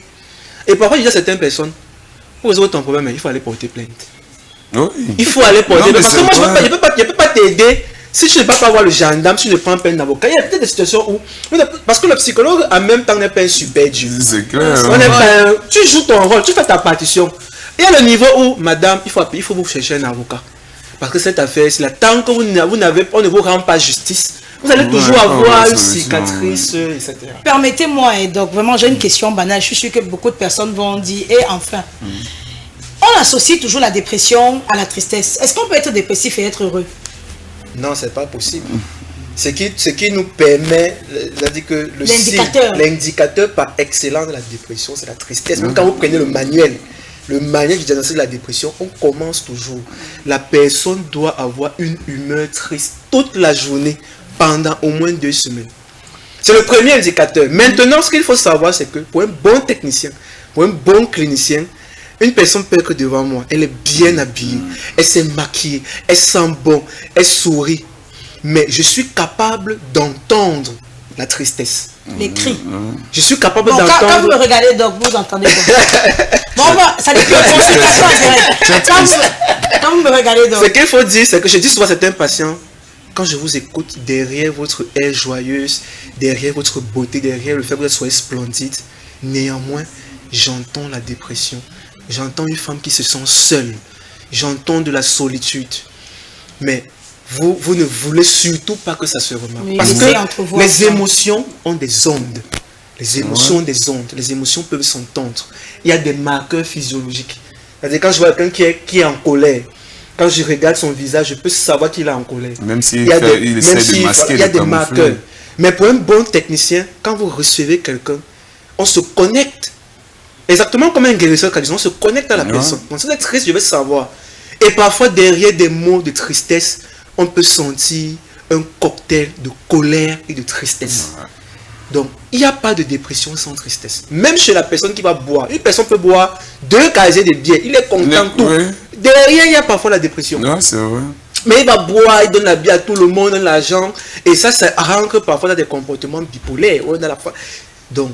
Puisque beaucoup dépriment sans s'en rendre compte. Exactement. Et ce que je voulais dire, c'est que quand c'est même très grave, on n'a plus le réflexe de faire recours à un psychologue ou à un psychiatre, je ne sais pas. Parce que nous-mêmes, on est déjà à un niveau où on ne sait même plus qu'on est malade. Mais quand on commence à soupçonner, c'est le moment, ça veut dire que toi-même, tu as des marqueurs qui te disent que ça ne va pas. À ce moment, va vers un professionnel. Fais-toi aider. Mais si tu arrives déjà au stade, si autour de vous, vous avez des gens qui vous estimez que ces personnes sont souffrantes, mais ne prennent pas l'initiative d'aller à l'hôpital, accompagnez-les, contraignez-les même à aller à l'hôpital. Ces personnes vous diront merci demain. Au début, c'est souvent non, je vais bien. Pourquoi vous pensez que des comportements violents, des réactions très réfractaires et tout, mais quand vous réussissez, c'est pourquoi vous allez voir, généralement, il y a des gens même qu'on met sous camisole. Parce que la personne est tellement agitée, elle ne veut pas accepter qu'elle est en train de souffrir, qu'elle est malade. On vous amène quelque part, on va soit vous injecter pour vous endormir d'abord et vous écouter après que vous soyez réveillé, vous montrer que voilà. Parce que non, les gens souffrent. Beaucoup de personnes souffrent. Et moi, je vais encore dire, chez nous en Afrique, vraiment, reconsidérons l'humain, remettons l'humain au centre de nos priorités. Discutons avec les gens. J'ai entendu une jeune fille tout à l'heure dire que sa belle-mère la maltraitait beaucoup. Et que, voilà, qu'elle faisait terminal, il faisait terminal et tout, c'est pénible. Vous allez vous rendre compte que quand cet enfant-là va aller se plaindre, on va lui dire, oh, tu en fais trop, oh, ceci, cela. Tu te plains parce que c'est pas ta mère. Exactement. Et c'est le genre d'enfant qui, à un moment, ira à l'école, même si on dit qu'il n'y a pas cours. Il ne voudra pas aller à la maison. Il va falloir chercher un refuge où il a un peu de paix. Ça va être dans des repères de drogués et tout. Il va commencer, il lance dans la drogue comme ça tout doucement parce qu'il évite cet environnement toxique-là.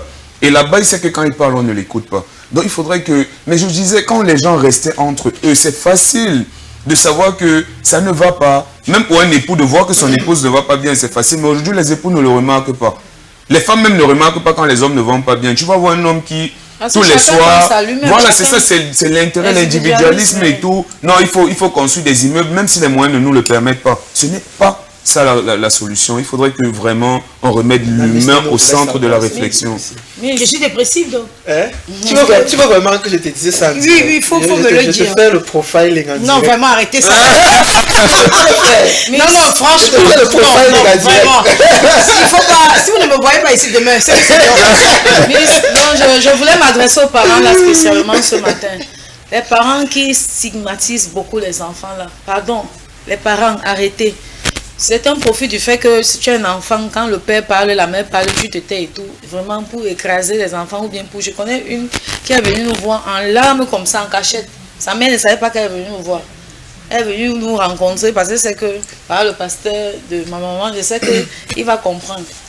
Quand tu vois la mère en question de la fille, elle est jeune miss.